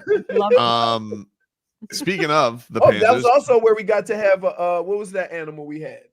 Oh, lemur. The lemur. Yeah, Todd from the Jungle Queen cruise. Lemur. He brought us a lemur animal in there. And then weird feeling feet. They're like leather. I know they're like leather, and I forget what his partner's name was. His crocodile handlers, but that guy had one hand because he lost. He got bit. No, he didn't have one hand. He had half of his arm chewed off. That's right. He had half of his arm chewed off. So it was like forearm, elbow, chunk, shoulder. Yeah. Anyway, always notice it's always the intangibles getting ate up. While we're reminiscing, my first thing doing at the radio station was cutting up Panther highlights for the Panthers broadcast, and the Panthers play tonight, Game 5 of the Eastern Conference Final. Dude, Matthew, are you nervous? No, I'm see, probably irrationally confident. Can I just say this? Even when I played, no matter how confident I was in what I was doing or we were doing as a team, it's still sports, man. I understand. Well, listen, a shutout period from Igor could change my mood. So, see, I'm nervous about all the things that could happen, and I'm not a negative person, right? But it's sports. Sports is sometimes so random. Like, do you realize when the Panthers beat the Bruins, a puck was shot sideways through somebody's legs and then over a shoulder? That's right. And so I'm like, so random. But I'm nervous. One thing that's not random, I'll tell you one thing that's not random. Matthew Tkachuk being a pain in people's ass. Oh, yeah. Not random. And it hit a crescendo yesterday or 2 days ago in the third period. Chris Kreider grabbed his mouthpiece, which, I mean, it looks disgusting. It looks like a piece of gum. It's really gross looking. But here was Matthew Tkachuk It on looked that like they're smiling at each other. Because he's thinking to himself, got him. That's so nasty. I know exactly what that face is. That's exactly when a troll is able to get the reaction that they want to. That's Matthew Tkachuk. He's a troll on skates. Like you do to me. That's right. Yeah. So when I get mad and you start smiling. Here was Matthew Tkachuk on the incident yesterday. How many mouthpieces do you keep for a game? Do you just have the one, or do you have a couple? Reserve. Yeah, just have the one. Yeah, luckily, it didn't go over the stands. It just threw it up in the air, so got to wash it off and just use it. Is that ever? No, it's kind of your thing. I mean, I would think somebody that tried to grab it. No. I told him that was the best play he made all game. So, yeah, I don't know. I guess it's just all game within the game stuff from their side and then from our side. But at the end of the day, it's just it's not the first time that's happened, actually. So normally they just give it back. I think last time they took it and then threw it right back at me. So this time was a little bit different, but it is what it is. Game within the game, playoffs. Gotta love it. When he says game within the game, that means I have gotten under somebody's skin. And I have. No. He's talking about the old Tobes. The old Tobes. He lives for it. Right. Except he's a professional. Sometimes right? It's crazy. It's crazy. Look, it's crazy. Maybe Matthew Tkachuk isn't scoring enough goals these playoffs, but in being an antagonist, nobody beats him. It's pretty amazing that somebody would get so mad and irritated at you that their first thought is to pull your mouthpiece out of your mouth. Yeah, well, it was interesting because Paul Maurice was saying that this has been beautiful hockey and it hasn't been physical like the Boston series. But they were mentioning that on the broadcast that like you get to these end of these games are all close. We might be hit. We could be hitting a level. Testy. That's what we call it. Tired and testy. Even in camp, like when you go to camp, there's never any fights the first couple of days of camp. But after like 2 weeks, when everybody's exhausted and you done played a couple of preseason games and you're just ready to get the hell out of there, there's fights every day. Or when you go against another team, fights all the time. Dade South says, who was that football player who kept snatching chains? Why do I want to say Aqib Talib? Is it Aqib Talib who did that? It was, yeah. He snatched Crabtree's chain, if I'm not mistaken. Yeah. And maybe another one. Or maybe he did it the same one twice. Stun Steve says that Tobin would be very annoying as a hockey player. Yeah, I agree. Tobin would be very annoying as an anything player. It's fair. Right? Like, could you just imagine him? If he played basketball, he would be the intangible slapping the floor, right? Slapping, come on, you don't want none of this. Come on. It's like, come on, man. An intangibles Lance Stevenson is what you would say? Yes. Oh my goodness. Oh my goodness. Blowing in the air. Or just you yelling on the sidelines, read the toes. Dude. But here's the problem in football. You can only be an antagonist depending on what position you play. I could never be an antagonist because I don't initiate contact, right? Like everybody on defense is trying to hit me. They're trying to break me. I can't do that to them. Wide receivers and DBs, it's usually wide receivers and DBs because ain't nobody going to hit nobody. And there's linebackers and tight. In camp, linebackers and tight ends fight all the time. Offensive linemen don't even fight. Appreciate Ali on Twitter tagging me on a David Dwork tweet that says Carter Verhaeghe just left the ice taking a puck to the face. Stop shooting at Carter Verhaeghe's face in practice, guys. Hey, take it easy. Hey, so I sent a text. I said, hey, make sure Tobin's mic is off. I can't hear him. This was during the break. Yeah. I'm not at the station yet. I accidentally sent it to Dan Day. Dan was like, don't these people bother me enough? Oh, no, I thought I hit the wrong thing. Sorry, Dan. That was supposed to go to Show Pony, Marcos, and J-Fig. Wow. Two of us. Yes. So I had a hot mic. Way, you had a hot mic. Everybody on Twitch is saying hot mic. I can hear you. And what did I say? You didn't say nothing. You were cleaning every orifice you had. All I could hear is. I apologize. That's not. You're welcome. I apologize. Like, what are you like? What are you doing? I'm like, Tobin, I can hear you. Tobin, I can hear you. Like, damage is done. Yeah. And then he messages Dan Day. What a ragtag group we are. Anyway, headlines brought to you by the new Palmetto Ford Truck Supercenter. Why buy your truck at a car store? Palmetto Ford. We know trucks. What else we got tonight? So Marlins are off. They'll take on the Rangers tomorrow, defending champs in Edmonton. Speaking of hockey, they defeated the Dallas Stars 5-2 yesterday. That series now even crazy. at 2-2. It was 2-0. I saw that. I watched some of that. Yep. It was 2-0. I'm like, whoa. Dallas is nope. And the big news today locally is, of course, Jalen Ramsey getting his money.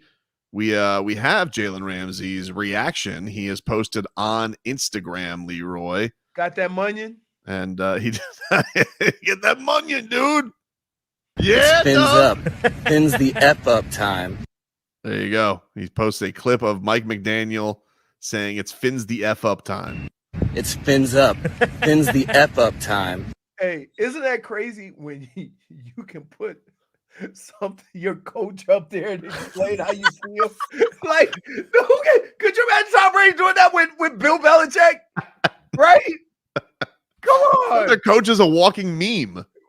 Dude, he in his efforts to be very detailed in what he's trying to say, everything seems so unorganized, I right? apologize if I said, by the way, Jalen Ramsey got paid. I meant Jalen Waddle got paid. Jalen Waddle. You're right. Well, there's 9 Jalen's on the team. Jalen Waddle got a contract extension. He posts on Instagram a video of Mike McDaniel saying Finn's the F up time. That's beautiful. Yeah, he got 76 million guaranteed. So awesome day for him. Yeah. Awesome day for Jalen Waddle. And you know that I'm sure he's already FaceTime with Stephen Ross doing the Waddle baby, Waddle baby, Waddle baby, Waddle. Waddle baby, Waddle baby, Waddle baby, Waddle. Yeah.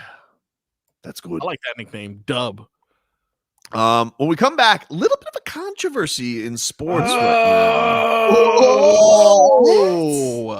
It's that time of year. It's that time. Are you doing the thing? Tobin's What do you favorite. mean? Are you doing the thing? No, this is not. Could be something. Could be nothing. It's mixed bag. No. Are you doing the thing where it's slow time, so you're making stuff up? No. You're making stuff bigger than what it is? No, this was like probably the number one thing I saw in sports yesterday. It happened in the Mets game. Besides, I told you Scott Scheffler was going to get thrown out. Yeah, that happened. But no, did you see what happened in the Mets game yesterday? No. Oh, didn't we get tagged on that? It was crazy. It was crazy, and now there's controversy surrounding it. All right, let me know when we get back. We'll take a break. We'll do it in the mixed bag coming up next.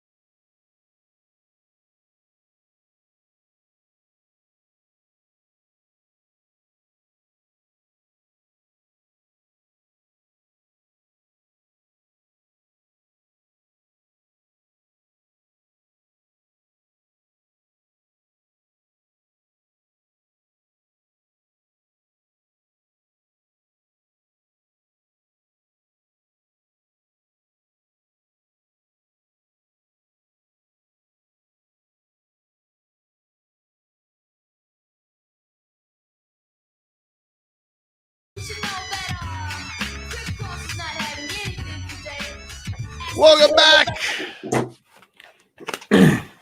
Tobin and Leroy here with you, 560 WQAM. Play a little Goosies, No Goosies coming on up. But first, it's that time of day, Leroy, to mix it on up, dude. The Mixed Bag is brought to you by Broward Health. Well into your future. Hello, Frog Boy. Wu-Tang. Wu-Tang Clan ain't nothing to mess with. Yeah. What do we got today for the Mixed Baggy Bag? We're going to start in the sport that I know the most about. Baseball. Yes, they call me Hank Aaron in the streets. They what? Yes. He's a baseball player, I think.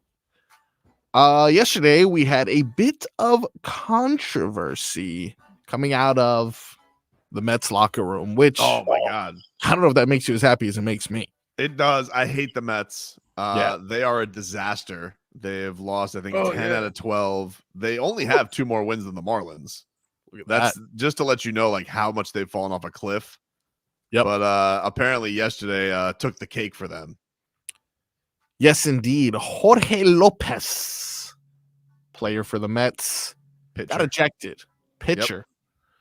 Had a very interesting take on where his team stands. Yeah. Doesn't seem to be too just to set this up for everybody. So Jorge Lopez, pitcher for the Mets, comes in, Leroy, gives a potato tot to Shohei Ohtani. All right. No shame in that game. Yep. Then he gets run by the umpire because of a check swing call. And he was furious. And he comes off the mound and throws his glove. Gloves are not cheap. Throws his glove into the stands. So he's gone. Then reporters catch up with him afterwards. Mind you, the Mets stink. They've been stinking.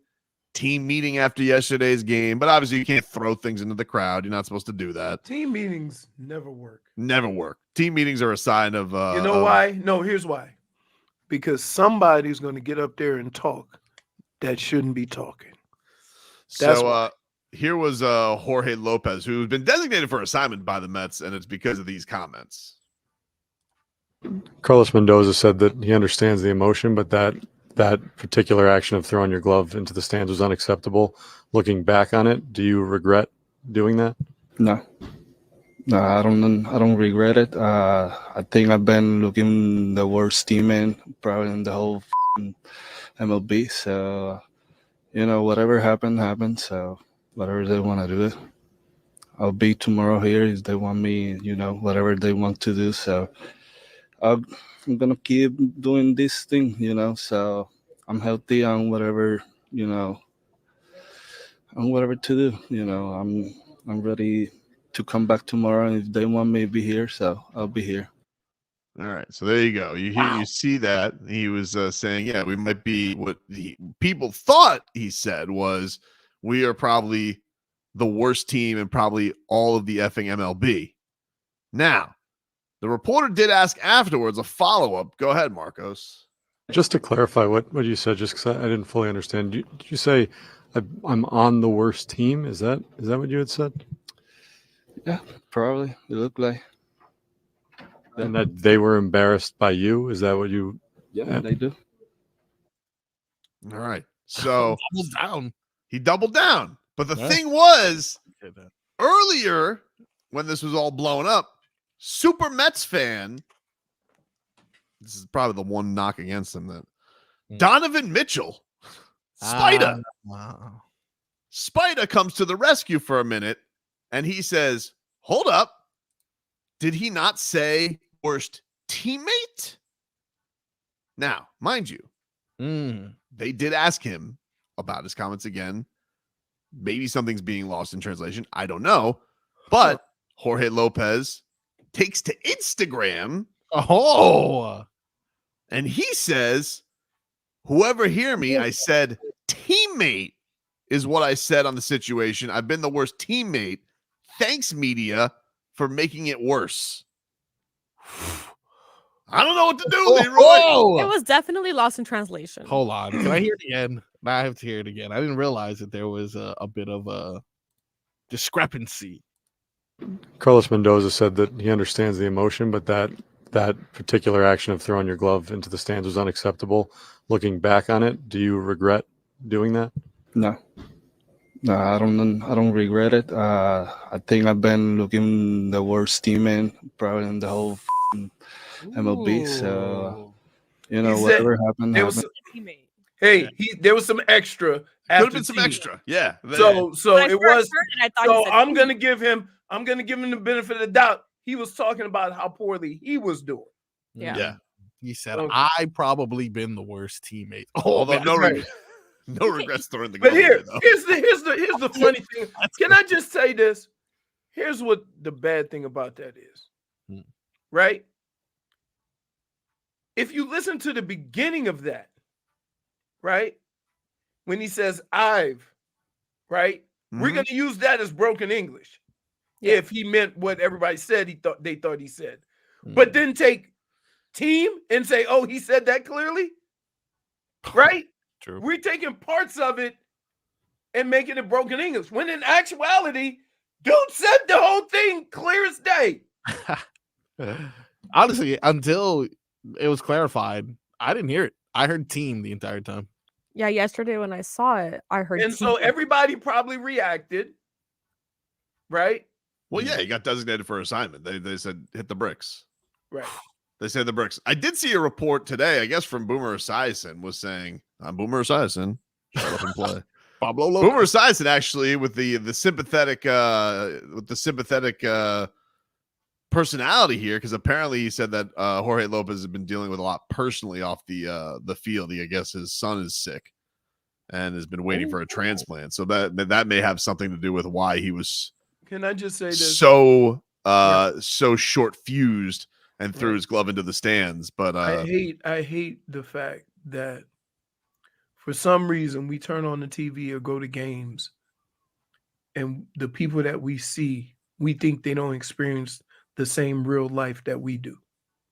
Right? So Yeah.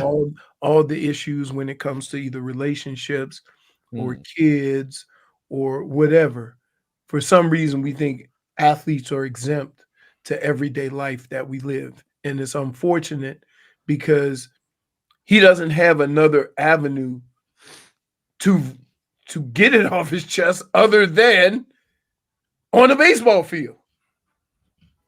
what if Now- it's like, yeah.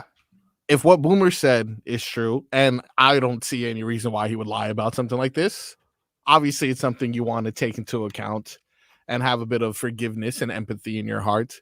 But of course, Boomer Esiason would defend him after he's had his own mishaps with not understanding quite what he said. Tampa Bay takes on Buffalo tonight. As I noted last hour, the Bills' offense hasn't been right since their London voyage. Meantime, it appears Baker Mayfield has lost his Buccaneers magic. The first time I heard lost his Buccaneers magic, I was like, Boomer!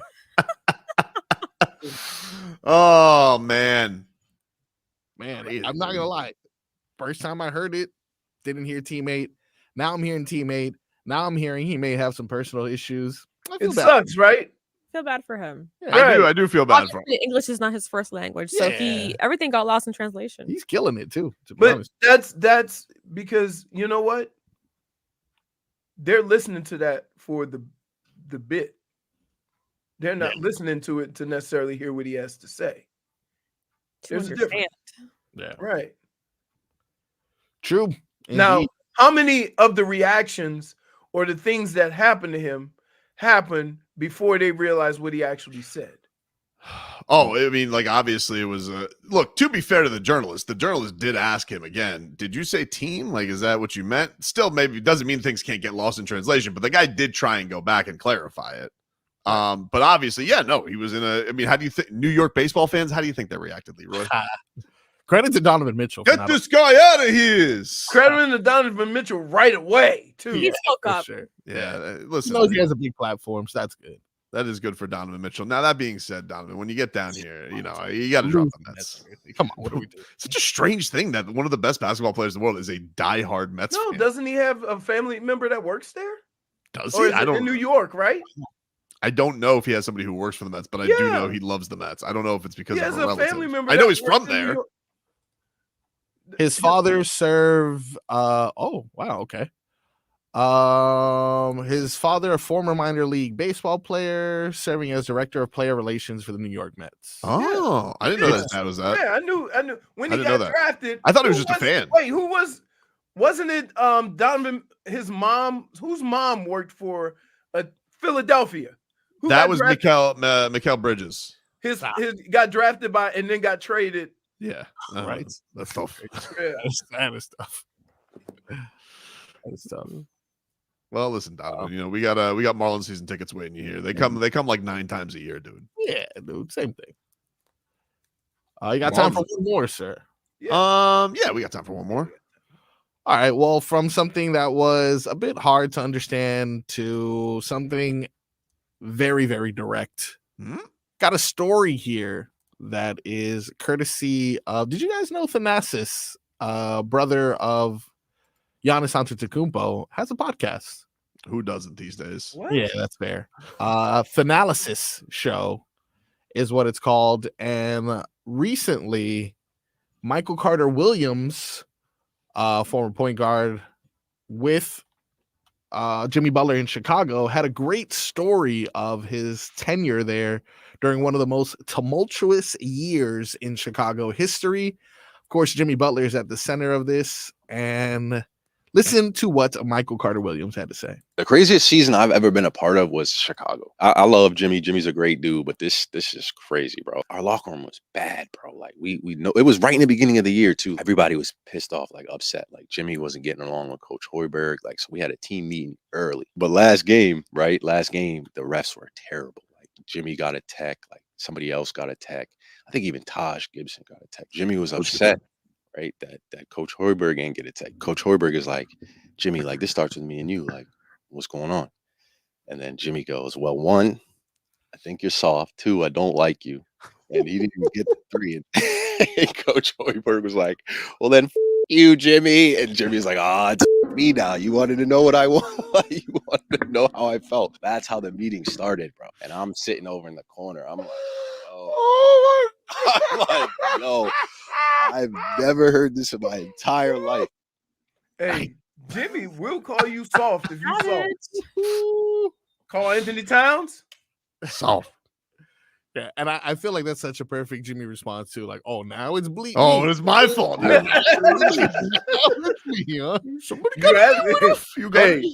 asked me how I felt. That's all you. He goes, just being honest. Think you're soft. And he goes, oh yeah. He goes, oh, now you're mad. Somebody got in his feelings. Oh god. That's what you would have did, and there would have been a fight in there.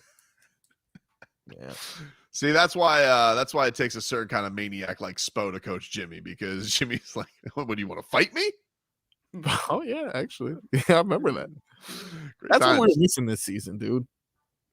Nobody was healthy enough to get to that point. Yeah, true. Yeah. Who was he going to What do? are you talking about? Who was he going to do it with? We couldn't get to that point where people were mad at each other because there wasn't nobody playing enough. Cole Swider getting angry. Imagine Cole Swider looking over at Spo. He's too soft. He picks up the massage gun and Spo's like, don't. God, that's crazy, dude. I still think that the Dwayne Dedman, I'm telling you, he heaved that thing into the air. Yeah. It just. And well, I guess he knew because he just started walking towards the locker room. Sure did.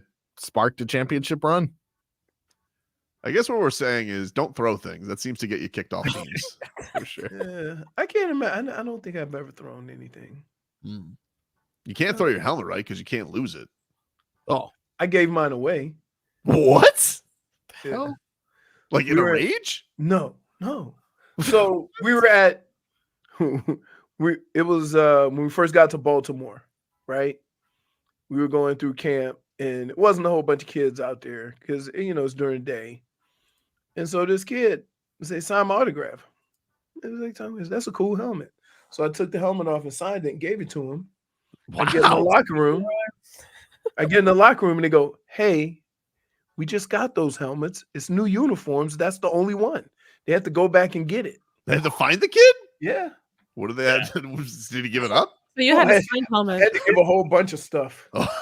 jersey. I had to get him a jersey, tickets. Yeah, to get that back. Leroy's like, it's like probably the equivalent of like giving away the studio microphone. Signed. Just giving it away. How much does a helmet go for? Like $700? Probably the ones now. Probably 1,500. Wow. What? I don't care. They ain't paying me here. If you want to buy like a not an official one, just like NFL authentic, you can buy it for $360. No, go look at the go during the break and find like a real price on one.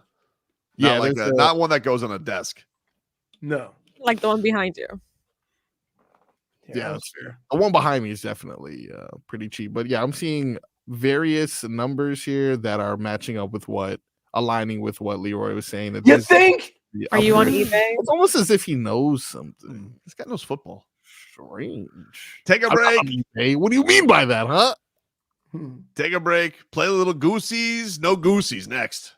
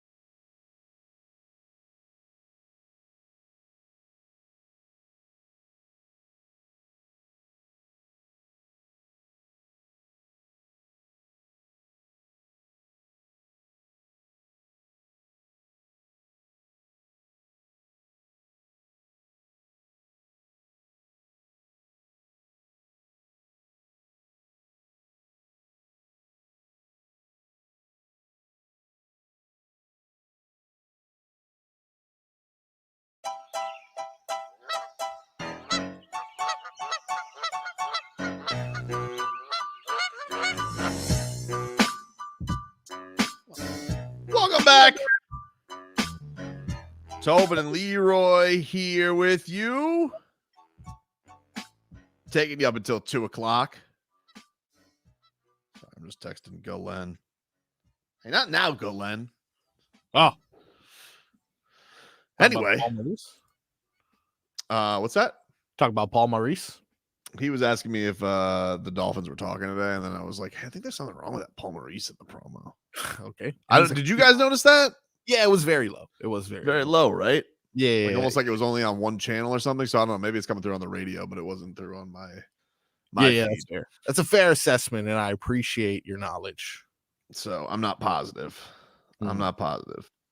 But anyway, we'll get to that. But let's get to our favorite Thursday game, ladies and gentlemen. It's called Goosey's No Goosies. All right. You guys ready for topic number 1? Wait. Okay. Shall wait. There you go. You can start now. Oh, thank you. She was waiting for you, Leroy. No Goosies. Goosies, no Goosies until you get here. I heard you. You said topic 1. I heard you. Yes. Topic number 1 is, what is Leroy opening? Sorry. Sorry. I just got totally distracted there. Topic number 1, lady and gentlemen. Jalen Dub Waddle getting that Munyun. I give you goosies or no goosies. Anytime you get that Munyun, dude, that's that is goosies galore for me. Ooh, I'm happy for him. Goosies galore. Get that Munyun. Yeah, never gonna say that following this show, but I'm gonna get a lot of them out. Oh, I'm gonna start using it all the time. Please. Oh, okay, Munyun, dude. Woo, give the man his Munyun. Leroy, does that give you goosies or no goosies? Dub getting paid. I think I'm excited about the Dolphins doing the right thing and taking care of their own, right? Goosies. Yeah. You got, you've had 3 first-rounders that have panned out, which is something unique to the Dolphins if you've been around for a while, right? One of them you let go. Let go. You can't do that with the other 2. Nope. You just can't. Not if you want to build a winning team. J-Fig, goosies or no goosies on our boy getting paid? Of course, that's goosies. Yeah. Goosies. I agree. I definitely agree. I'm actually going to give it goosies galore as well, though. Goosies galore. Because I think it is a clear indication that the Miami Dolphins are holding their horses on the Tua contract situation and making sure they get some of these holes filled before they become holes. Can you do that? Who knows? Listen, you gotta cover up the groundhog holes, dude. Otherwise, you can get hurt. You know what they say, dude? Oh, no. What do they say? Hey, you can't follow that up with no. Well, no, that was a real thing. Like on the farm back in the day, oh, you had to be wary of prairie dog and groundhog holes Always because a horse mentions could step farm. into it and Can't argue hurt with it. So, like, it was actually a thing. I don't know if been it's a saying, but it is a thing. It was Animal Farm. He's making or up whatever this farm that game thing, was. dude. How did I Oh, make it there up? was an Animal Farm game. What's that? What was it called? It was called, wasn't it called Animal Farm? I don't know. I never played it. That was like a MySpace days. I remember No, that. wasn't it Dig Dug? Dig Dug. No, that's a different one. Animal Farm to me was like the original. What's that? Bejeweled game or something that gets everyone crazy. Candy Crush. Candy Crush. There you go. What else you got, Marcos? Coming in at number 2. Now, Panthers versus Rangers game 5. Farmville. That's right. That was the one. Animal Farm is a book. It is a My book. bad. Very depressing. George Orwell? Yeah, I think so. good. Love me some Orwell. Do you? A liar. Oh, yeah, dude. When was the last time you read a book that didn't have numbers in it? Oh, dude, you get that Munyun? Listen, I'll read me some Orwell. This guy was 1984, dude. His favorite one was Orwell Redenbacher. Goosies or no goosies? Tobes, Panthers, game 5. It's Gennady Golovkin, dude. It's Triple G. Goosies on top of goosies On top of Goosies. Goosies. Kick the Rangers' ass tonight. Let's go, dude. Damn. Leroy? I feel the same way. I'm not gonna go that far as to carry on, but I will be front and center for this. Goosies. It's my favorite one. I just feel like we pinched the big voice guy. Ooh, Goosies. J-Fig? Sorry, I made it weird. Guys, obviously, this is like more than triple goosies for me. More than triple goosies. I don't even know. More than triple goosies. Is that quadruple goose? Now you throw in a fight. Goosey. And The Boston series? Off the Ooh. meters. I'm smelling a fight tonight. I think it's time for Lomberg to take down this Rempy freak. Please. Ooh, he's I think so we've taken much their best taller punch. than him. He just got a body blow, you know? Doesn't matter. Does not matter here. It's I long. bet you hit him you hit him square in the old in the bread basket. Old Rempy's going down like a sack of potatoes. Quintuple. Quintuple. Wow. Tuple. Wow. The QG. This is what I opened up, Marcos. Damn, this is crazy. Let me see. Hold on. Oh, a new splint. Yeah. Oh, for the trigger finger. Yeah. Yeah, this has been Yeah, it has been a long time on the IL. It's like It doesn't. almost, it's like Deadfoot. So you got a better quality one, you hoping? Yeah, because this one falls off sometimes at night, Mm. and then I get up in the morning. I got to open up my finger, and it hurts like hell. Yikes. So I got this one. This ain't going nowhere. Imagine being Marcos. You open up your finger and you have webbing between it. Okay, dude. Unnecessary. Do you have those little suction things like the tree frogs? How you walk? Yeah, when I don't have shoes on, that's the sound it makes in my Hey, heart. you know what though, Marcos? Yeah. When young Tadpole it says, "Daddy, come get me from off of this ledge." You can just run up, not like Tobin, and leave Sophie just up there. I was able to get her. Were you? Papa, please. Give us another one, Igor Shakermit. Oh, Check. Jesus. For that, here you go. Number 3. Look, see, Oh, hard times. Dude, look at your foot. You look like you get ready to roll your ankle. I did. Hurt. Deadfoot, dude. Deadfoot, dude. Surviving. This is gonna be. I'm not sure if there's any phobias on this show. I know J Fig doesn't like Don't spiders, say the but word. surviving a rattlesnake attack. Now, this is police in Colorado find one while searching a vehicle. While checking this Sunday, one of the officers saw, what seemed to be your normal stop turned into much, much more. This is the video. Oh no. I'm scared. No, I'm scared. All right, he's looking into the front seat. Now he's heading to the back. What's this? Just a normal container? And Yo, you got a rattlesnake. It is a rattlesnake. Hold on. Put the audio back. I want to hear that thing rattling. There's a Yo, you got a rattlesnake in here? What the dude? Are you kidding me? Whoa, hey, hearing it. There's a live rattlesnake in this bin. Yeah, it's rattling. I was at really me. scared when he said Ben. Did you know about that? I'm not going to open the box again. Okay, that explains the noise I was hearing. Hey, Lindsay, Sorry for the misunderstanding. How did not mention that? Wait, only thing he went in there with was a flashlight and some black gloves. I'm glad you stopped there right when you stopped it. I felt like Hey.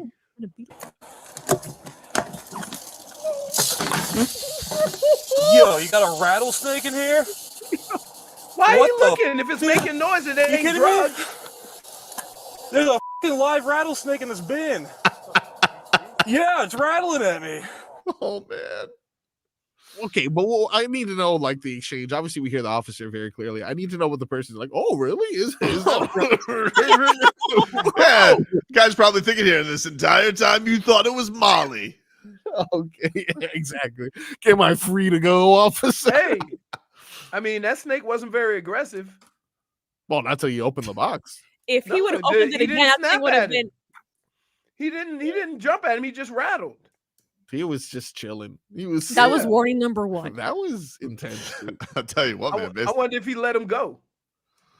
I think he did let him go. I don't know. No, I think. Well, I think I read the story is that the guy claimed that he was borrowing his friend's car, and so like I don't know who got arrested there, who got charged, but you know, the rattlesnake, dude.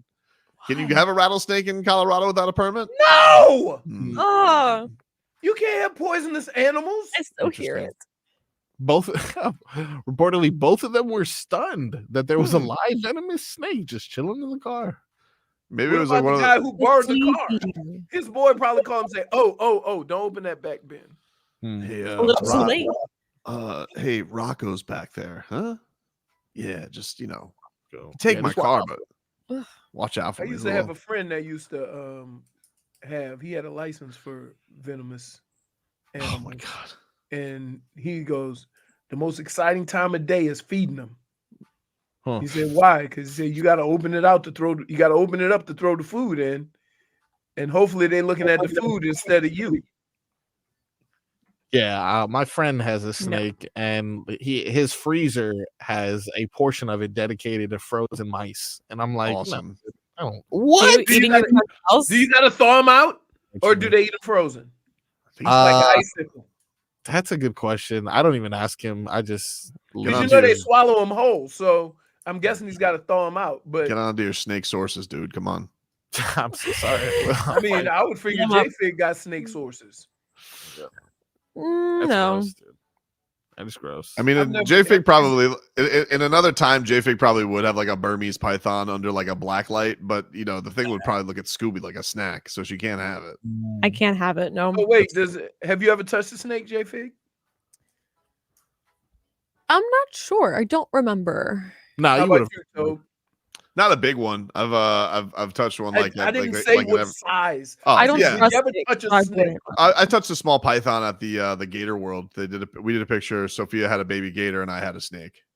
Yeah. Look, snakes and gators, hard no for me. I've touched a shark before. Can't imagine it's much different than an iguana though. But wait. A shark is worse to touch. Why? Is it a I'm voodoo here, shark? aren't I? Was it a little shark or a big one? So when I was swimming with them, I think it was a nurse shark. And then when I Why did I dissected always one of think it's them a in high nurse shark? school, I always called it a nerf shark. What? Because you're a well, child, it's nurse, for so. sure. Like I the know it's a toy? nerf. Yeah. Yeah, no. A nurse shark means it has a job. By day a nurse, by night. Minus one. What? -1. Final hour coming on up. Back after this. That's rough, dude.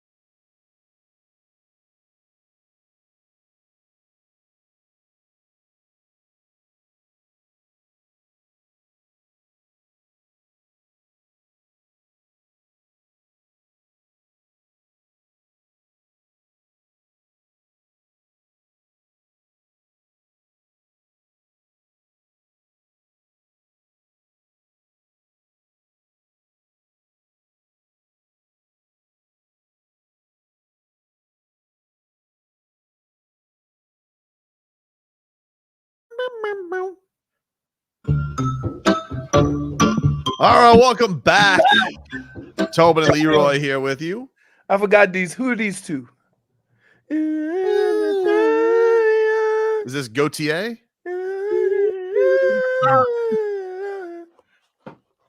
I think it's doesn't say there. Munyun. Oh. Yeah, I don't know if it was. They made that Munyun with Gautier? that song, and then they disappeared. Gautier. Sounds more Gautier. like, yeah, it sounds more like it. What is the name of the song? Whole time I've been saying Gautier. Somebody that I used to know.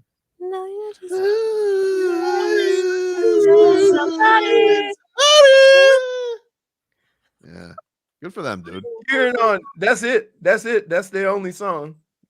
I That's think all they so. needed. Literally. That is it. Sometimes all you need is one, dude. Really? Get a couple county fairs. Yeah. Set. Gautier and Kimbra. Best-selling song of 2012. By the way, 12? Gautier, yeah. One guy, and It's a girl. 6'4". Oh. Really? Yeah. Can he shoot? Okay.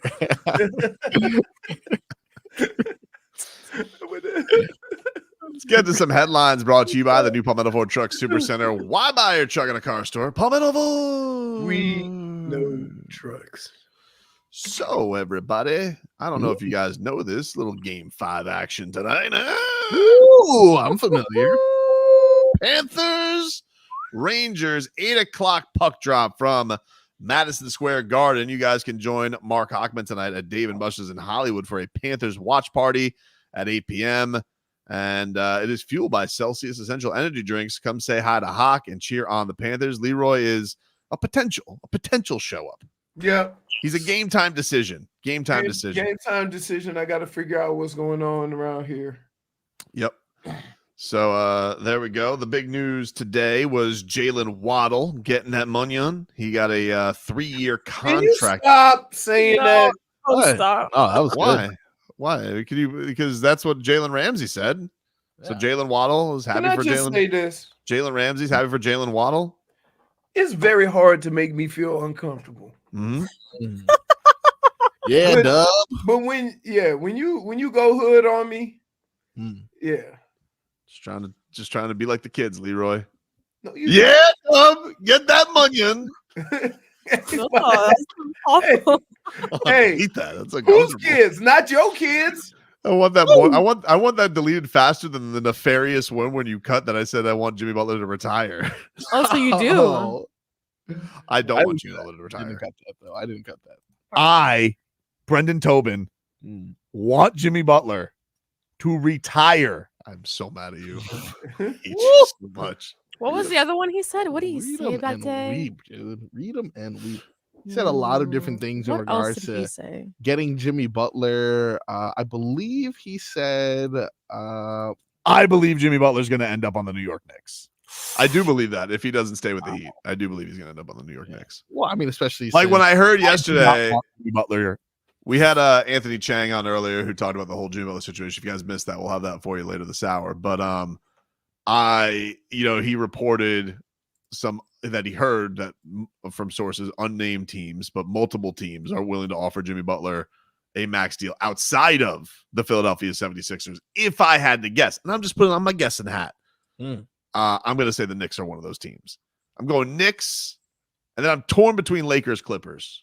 One of those two. I don't know which one. Shouldn't that give you your answer though, as a Miami Heat organization, like whether or not he's worth the money?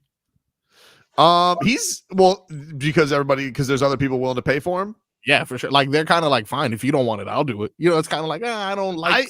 You know what I think it is, Marcos? I think it's a little bit of what Anthony was talking about like, are they set to just pivot it and make it Bam's team? Yeah, I think that's what it's about more so. Just because I Riley think the talked other about this thing- Right. Riley talked about this last year going into the season. It's like, these things kind of hit their limit. And so maybe they're just saying, hey, the Jimmy Butler years were awesome, but we want to do something a little different. This might be the time to do it. It's not to say that they will, but I think there's pause in the organization and they're thinking about stuff right now. Let's think about this. If your future is Bam, don't you need to start getting people more in line with him? Right. Jaime, Jovic, maybe even Tyler. You got Terry. You see what I'm saying? Like guys that they can now make that next 4 or 5 year run together. Exactly. So I think that's it's not to say they're gonna do it, but I think listen. We don't know just anything. spitballing. We just spitballing. But if he doesn't stay with the Heat, he's gonna be on the Knicks. You guys are saying you would give him the extension. Yes. Yes. I am still not. Hesitant. I don't know what I would do. Listen, this is Because why all the reasons that we talked about, and I don't have to make a decision today. Listen, they call you I don't need to make that decision today. right. Well, they don't call you Andy Ellisberg for nothing. Do they? Leroy's very responsible with the cap. Yes. Not you. Oh, my goodness. Dude, every team in Florida would be bankrupt by now if he was running it, except for the Pinks. Because he don't know how many good players there are. But the game ops would be but great. I believe my last suggestion to the Pinks was go get Mbappe too. You're like, you can't do that. I'm like, And we why not? fought. Like, I can't believe some of the dumb crap we Where is fight he? over. Where did that Mbappe go? He left, right? He left PSG. No, he didn't leave. I thought he left PSG. Let's see. I thought he was Dunzo. Somebody in the chat will get it. You guys love the soccer. Looks like he's heading towards Real Madrid. They're good. Yeah. I've heard of them. They do have a bit of a history. It's almost like those Yankees, huh? I think they're good. All right. There you go. Going to Real Madrid. Popular.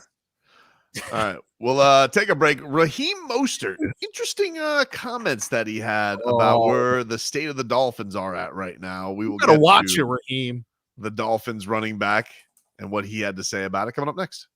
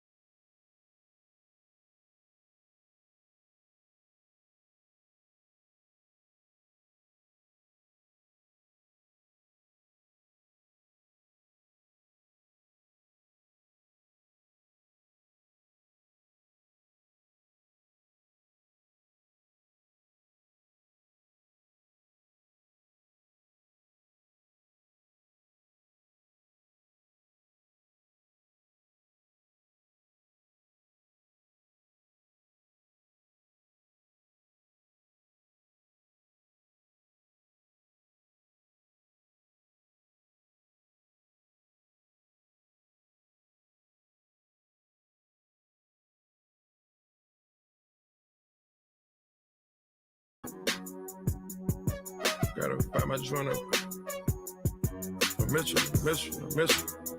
3 times. Yeah. Welcome back, Tobin and Leroy. Take you up until 2 here on the program. Getting ready for a big-time game night tonight. Panthers, Rangers, Game 5. The swing game, Leroy.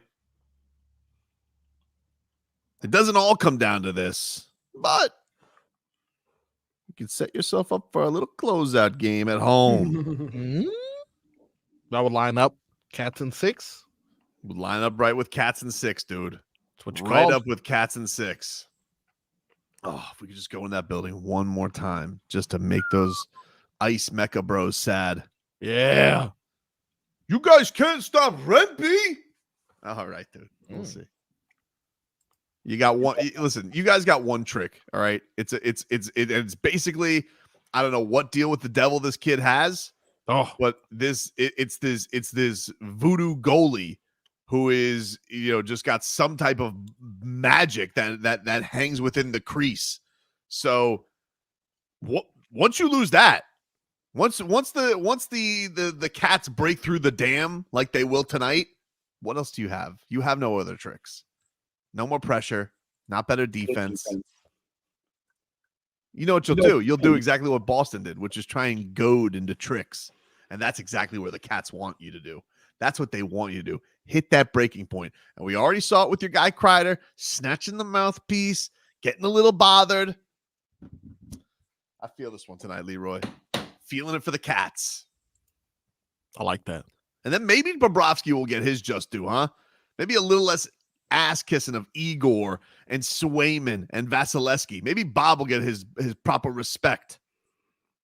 I'm scared of that Trocheck. Goodness. Yeah, that turncoat, that rat. He was traded, wasn't he? Yeah, I mean, business of sports. What are you gonna do? But I just you can't have it both ways. It's just enough of his. You can't have it both ways. His face. It's just like he's a weasel. He's always up to something. Scoring. I just get mad because I missed the times when he was here. Yeah. Scores early too. He usually gets his puts his thumbprint on the game early. Bothers me.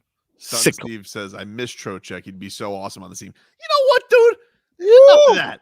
I miss him. We don't miss him. Get out of here. Yeah. Don't need him. Don't need him. Don't want him. No. Could you imagine Tobin in a breakup?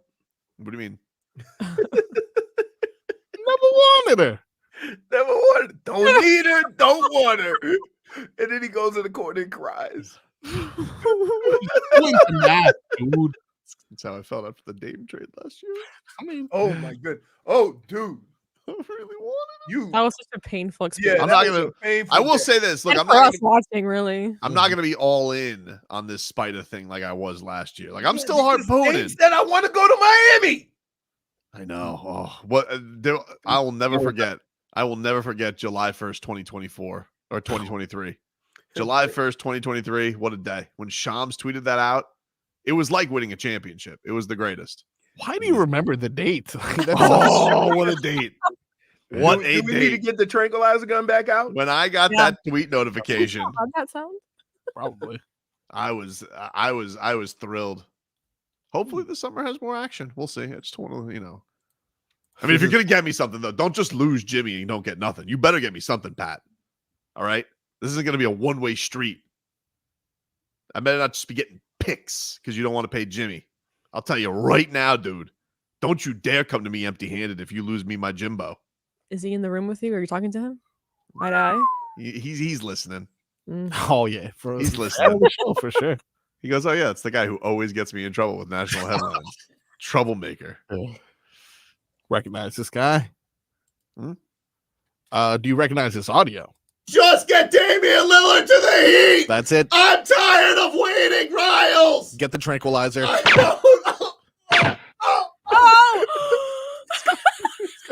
He literally fell in studio. What a great summer. I was so surprised. What a great summer. I loved it.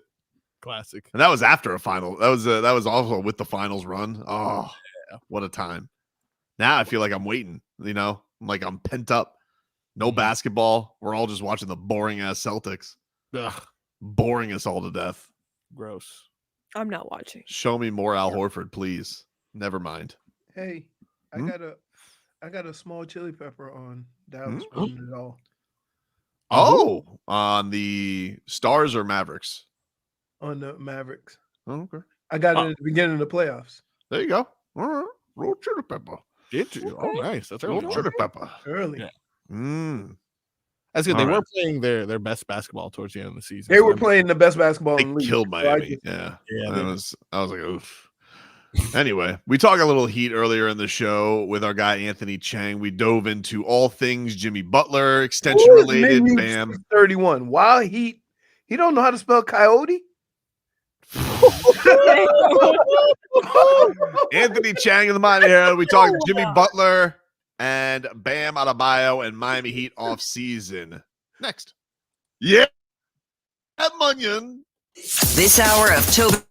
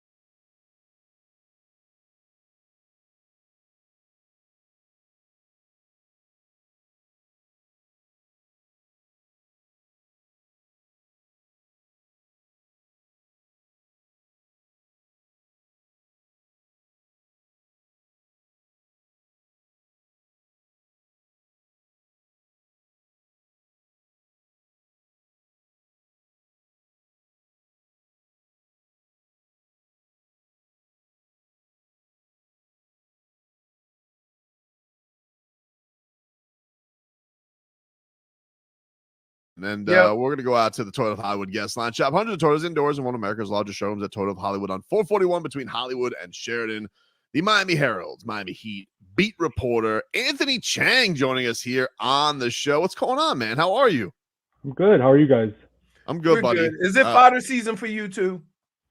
Yeah, May. I'm not used to being done this early, actually. Right. 3 of the last 4 years have been working up until now, so this is new for me. So I'm trying to fill space here. Let me ask you this. Is Bam Adebayo up to something? Is he up to something, dude? Does he know something? Is he up to something? Because I'm going on every tweet. I'm going on every post. I see this Donovan Mitchell stuff over the weekend. Is Bam Adebayo up to something? Bam Adebayo has a lot of friends around the league. I'll leave it at that. Everybody loves Bam, right? Everybody loves Bam. He's probably one of the more popular all-stars when it comes to just curating around the NBA, right? Like everybody just loves him. Kevin Durant, Donovan Mitchell, Jason Tatum, even the Celtics guys love Bam. Yeah. So it's just, yeah, he has Team USA this year. So there'll be a chance for him to recruit there. I'll say this, Bam, he might not admit it publicly, but he's not afraid of recruiting if that's what it takes. So, and we kind of saw him joking about it a little bit on Twitter, and that's what you're referring to, Tobin, a few days ago. I felt like I feel like him and Udonis Haslem are in cahoots, especially on the first take stuff where UD's calling cap on Donovan Mitchell signing his extension. So I'm like, yeah, these guys they're trying to get this plan together. I feel like they're not gonna let us they don't want another summer going by with an empty recruiting pitch like it was with Dame. So, Anthony, can you settle an argument or that we've been having? Mm-hmm. I think watching the last 4 teams in the playoffs, that the Heat don't have that, right? They have Jimmy, who does a lot of different things that those guys don't. But I'm talking about 2 guys that can get you 25, 30 on any night. Like, there's guys that can do it for the Heat, but you never know which guy it's going to be. Right. Not consistently. So they need scoring. They need a bona fide scorer. And Tobin says, we got that with Jimmy. We just need to add something with Jimmy. Yeah, I think the Heat would admit that, right? I mean, that's why you've seen them go after Damian Lillard. They went after Kevin Durant. They know they need another offensive talent. I mean, they've been a bottom 10 offense the last 2 years. And yes, 2 seasons ago, they made it to the finals. They caught fire. They hit a historic rate of threes in the playoffs. And you can't bank on that every year. They need another guy who's a natural scorer who could get you 20, 25, 30 in playoff games, right? And Bam does it too, but for Bam and Jimmy, it's not, at least up until this year, it's not by 3-pointers, right? It's just hard baskets, getting into the paint, drawing fouls. You need a guy who's going to be explosive and can go off for 30 on 12 shots, right? By hitting 5 or 6 threes. Like they just don't have a guy who can do that consistently. And I think that he would admit as much. And you've kind of seen it with their actions of going after these elite scorers around the league, because they know we have a top 10 defense. Spoken coaches way into a top 10 defense, right? But we need to have a better offense to really compete at that championship level. So you had a report off of the report from Philly the other day about Sixers are willing to pay Jimmy his max. This is the big looming question over the summer. You say, your report said there were multiple teams that would be willing to give him that max. How much of a divide do you think there is here right now, Anthony? Because obviously Pat Riley publicly puts up not really in a hurry to do it. Jimmy's side, I imagine once they are eligible, they want that as soon as possible. So where do you think we're at with this whole Jimmy Butler situation? Look, all I can go by is what Pat said earlier this month, and it didn't seem like he was ready to give Jimmy that extension, right? I mean, maybe they've changed their mind. Maybe it was posturing. I don't know. We're going to find out July 7th, when's the first day they could present Jimmy with that extension. If they offer it to him, we'll find out that day. But I do know that Jimmy wants that extension. He feels like he's earned it. You can definitely make a strong case that he's earned it, right? With he's already one of the best players in Heat history. This is one of the best eras in Heat history, even though they haven't won a championship. They've been so successful, and he's been for sure the catalyst behind it all. Obviously, he's had help with Bam and everything, but Jimmy's been the best player on the team throughout this whole era. So we're going to see where the Heat stands in about 6-7 weeks. Again, the Heat, you know this, Tobin. They're not going to leak things through the media. All we can go by is what Pat Riley said a few weeks ago. And based on what he said, it didn't seem like they were, not like the last time when Jimmy was eligible for the extension where they just gave it to him on the first day. That doesn't sound like that's going to be the case. Maybe it will. Maybe they can, they wait to see what happens with Donovan Mitchell, what happens in free agency, how things shake out, and they come to the conclusion, well, this is our best option. We extend the window by a year, we give them the contract, and we see what happens. But if I don't have that answer right now because I don't even know if the Heat know. They might, again, they might be waiting to see what happens with Donovan Mitchell and other guys. Go ahead, Leroy. You think? I think the thing that I took from everything that Pat said, right? Fair or unfair? Mm-hmm. I'm tired of guys playing 60 games a year. For sure. Like that was the message that I got, and for whatever reason, right? You're talking about two of your best players, and Tyler and Jimmy, that miss a lot of games during the season. And what that does do, it puts more pressure on Bam. So when these two guys aren't playing, you're now running Bam into the ground. I mean, and Pat just seemed like he's had enough of it. So go and ask Pat for an additional year after what just happened. I mean, he's going to kind of maybe push back a little bit. Yeah. And the crazy thing is, too, to that point, is this is not the first year Jimmy's done this, right? I mean, he's missed 15, 20 games pretty much every year that he's been here, but he's been healthy for the playoffs. Right. And it's easier to ignore the regular season when he's leading you with a Michael Jordan type playoff run to the Eastern Conference Finals or NBA Finals. But this year, where it wasn't his fault, someone just fell on his leg, right? And he sprained his MCL and he couldn't play. And then you're losing 5 games to Boston in the first round. Feelings are going to be a little bit different. So again, this isn't the first time Jimmy's handled the regular season this way. And again, there were some real injuries. There were some times he took the third game. I know everyone points to the third game of the season where it was a back-to-back and he took it off for rest. But there was a foot injury. There was some knee stuff. There were some real injuries. But I think the hope is if they're going to invest that type of money in Jimmy, that he's going to play 65. I think Pat Riley said, just give me 70 games. Just give me 70 games. I'll take 70 games at this point.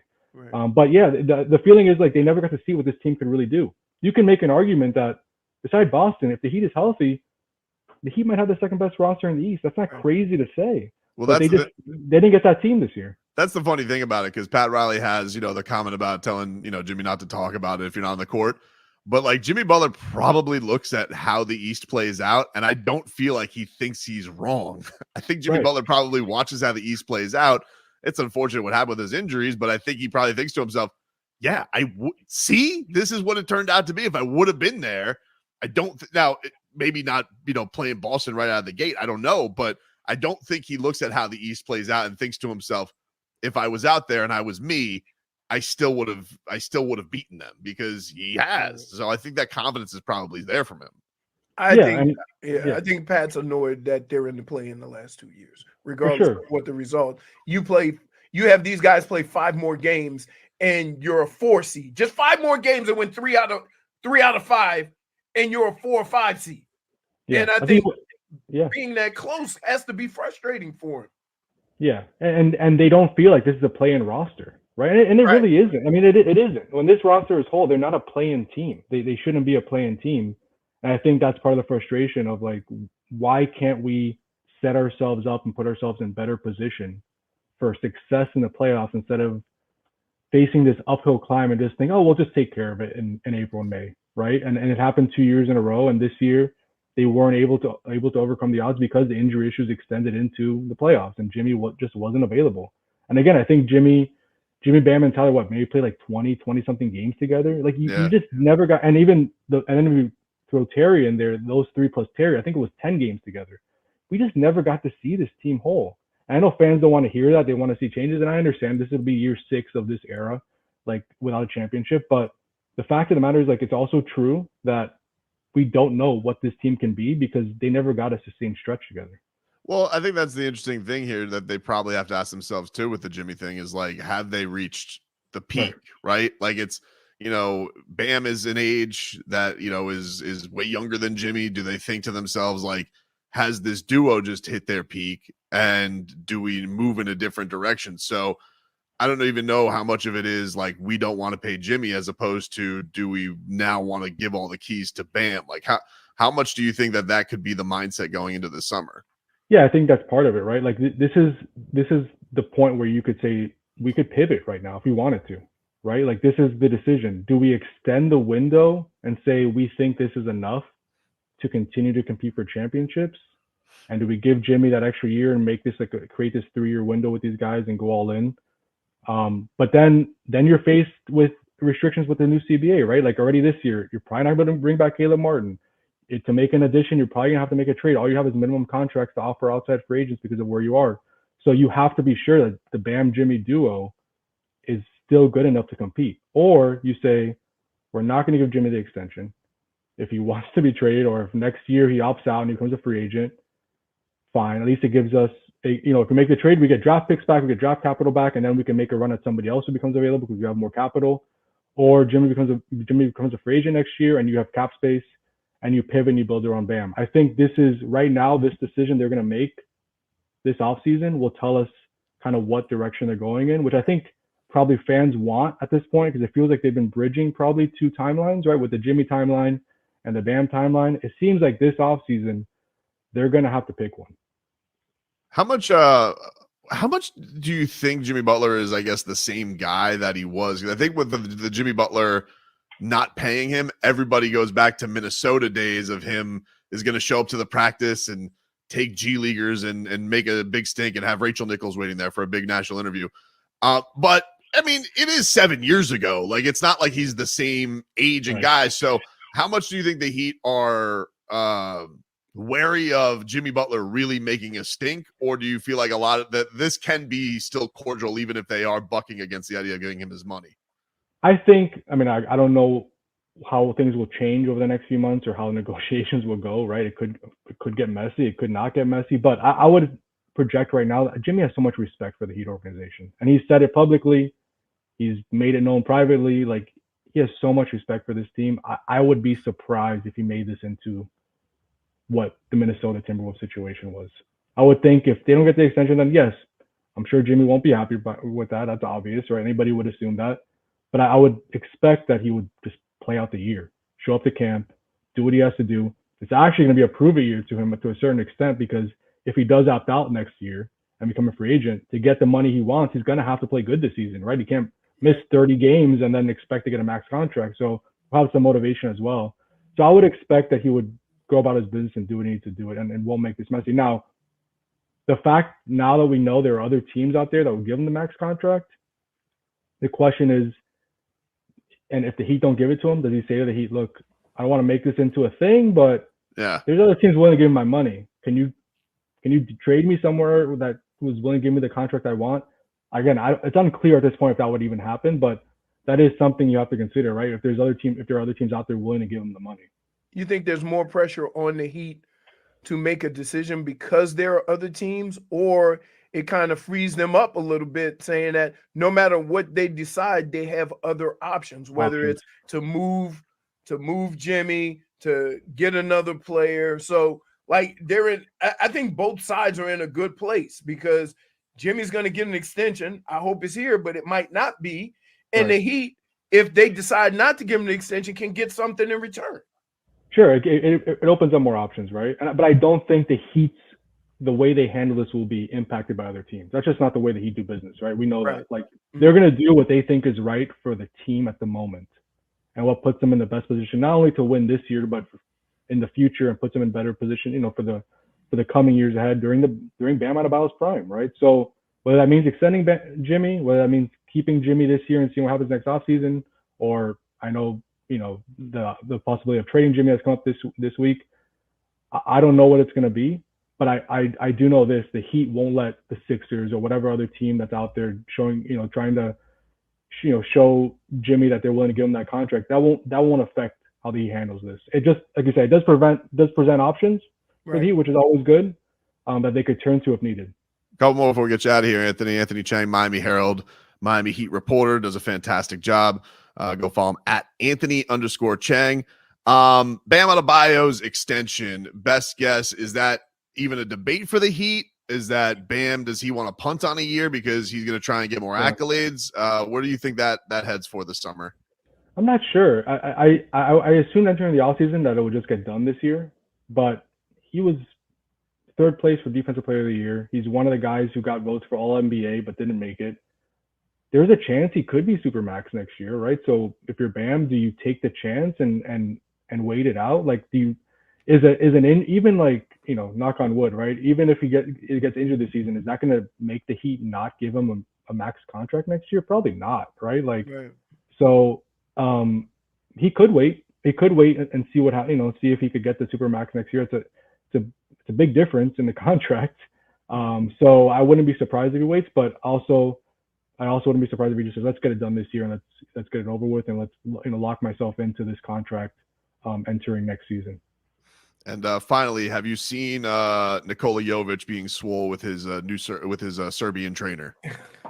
I have not seen it, but I have heard you talk about it. Oh, dude. J-Fig, bring that picture up for Anthony here. Let's because this guy, I mean, he looks like the most Serbian trainer. Anthony, ever. welcome to my world. He looks like the most Serbian trainer, but like I'm like, oh, look at this. Already getting into the lab for the Olympics this year. Marco said he looks like it's a gym at the La Quinta Inn. It looks like the LA Fitness I go to. Yeah. Good for Nico. That's what he want, right? They want him to be putting that work in, getting stronger. If he's going to be the power forward of the future next to Bam, he needs to continue to bulk up. He did that this year. We saw the results. So good for Nico. It's a good sign. Have you ever used the term Munyun? I have not. What's that? Start using it. You want to play Anthony, our new favorite artist, Marco, so he can just be aware of how to use this, because we've learned from Jalen Ramsey today that Jaylen Waddle got a whole lot of Munyun. Yeah, we got a lyrical expertise here, Anthony. Break this down for us, please. All right. I know I'm little as hell, but I got a big ass gun. We ahead of the block with this chopper, make him run. No split, got a few hitmans. Know that money on get it done. So my move come on, I wipe and know the head. Here we go.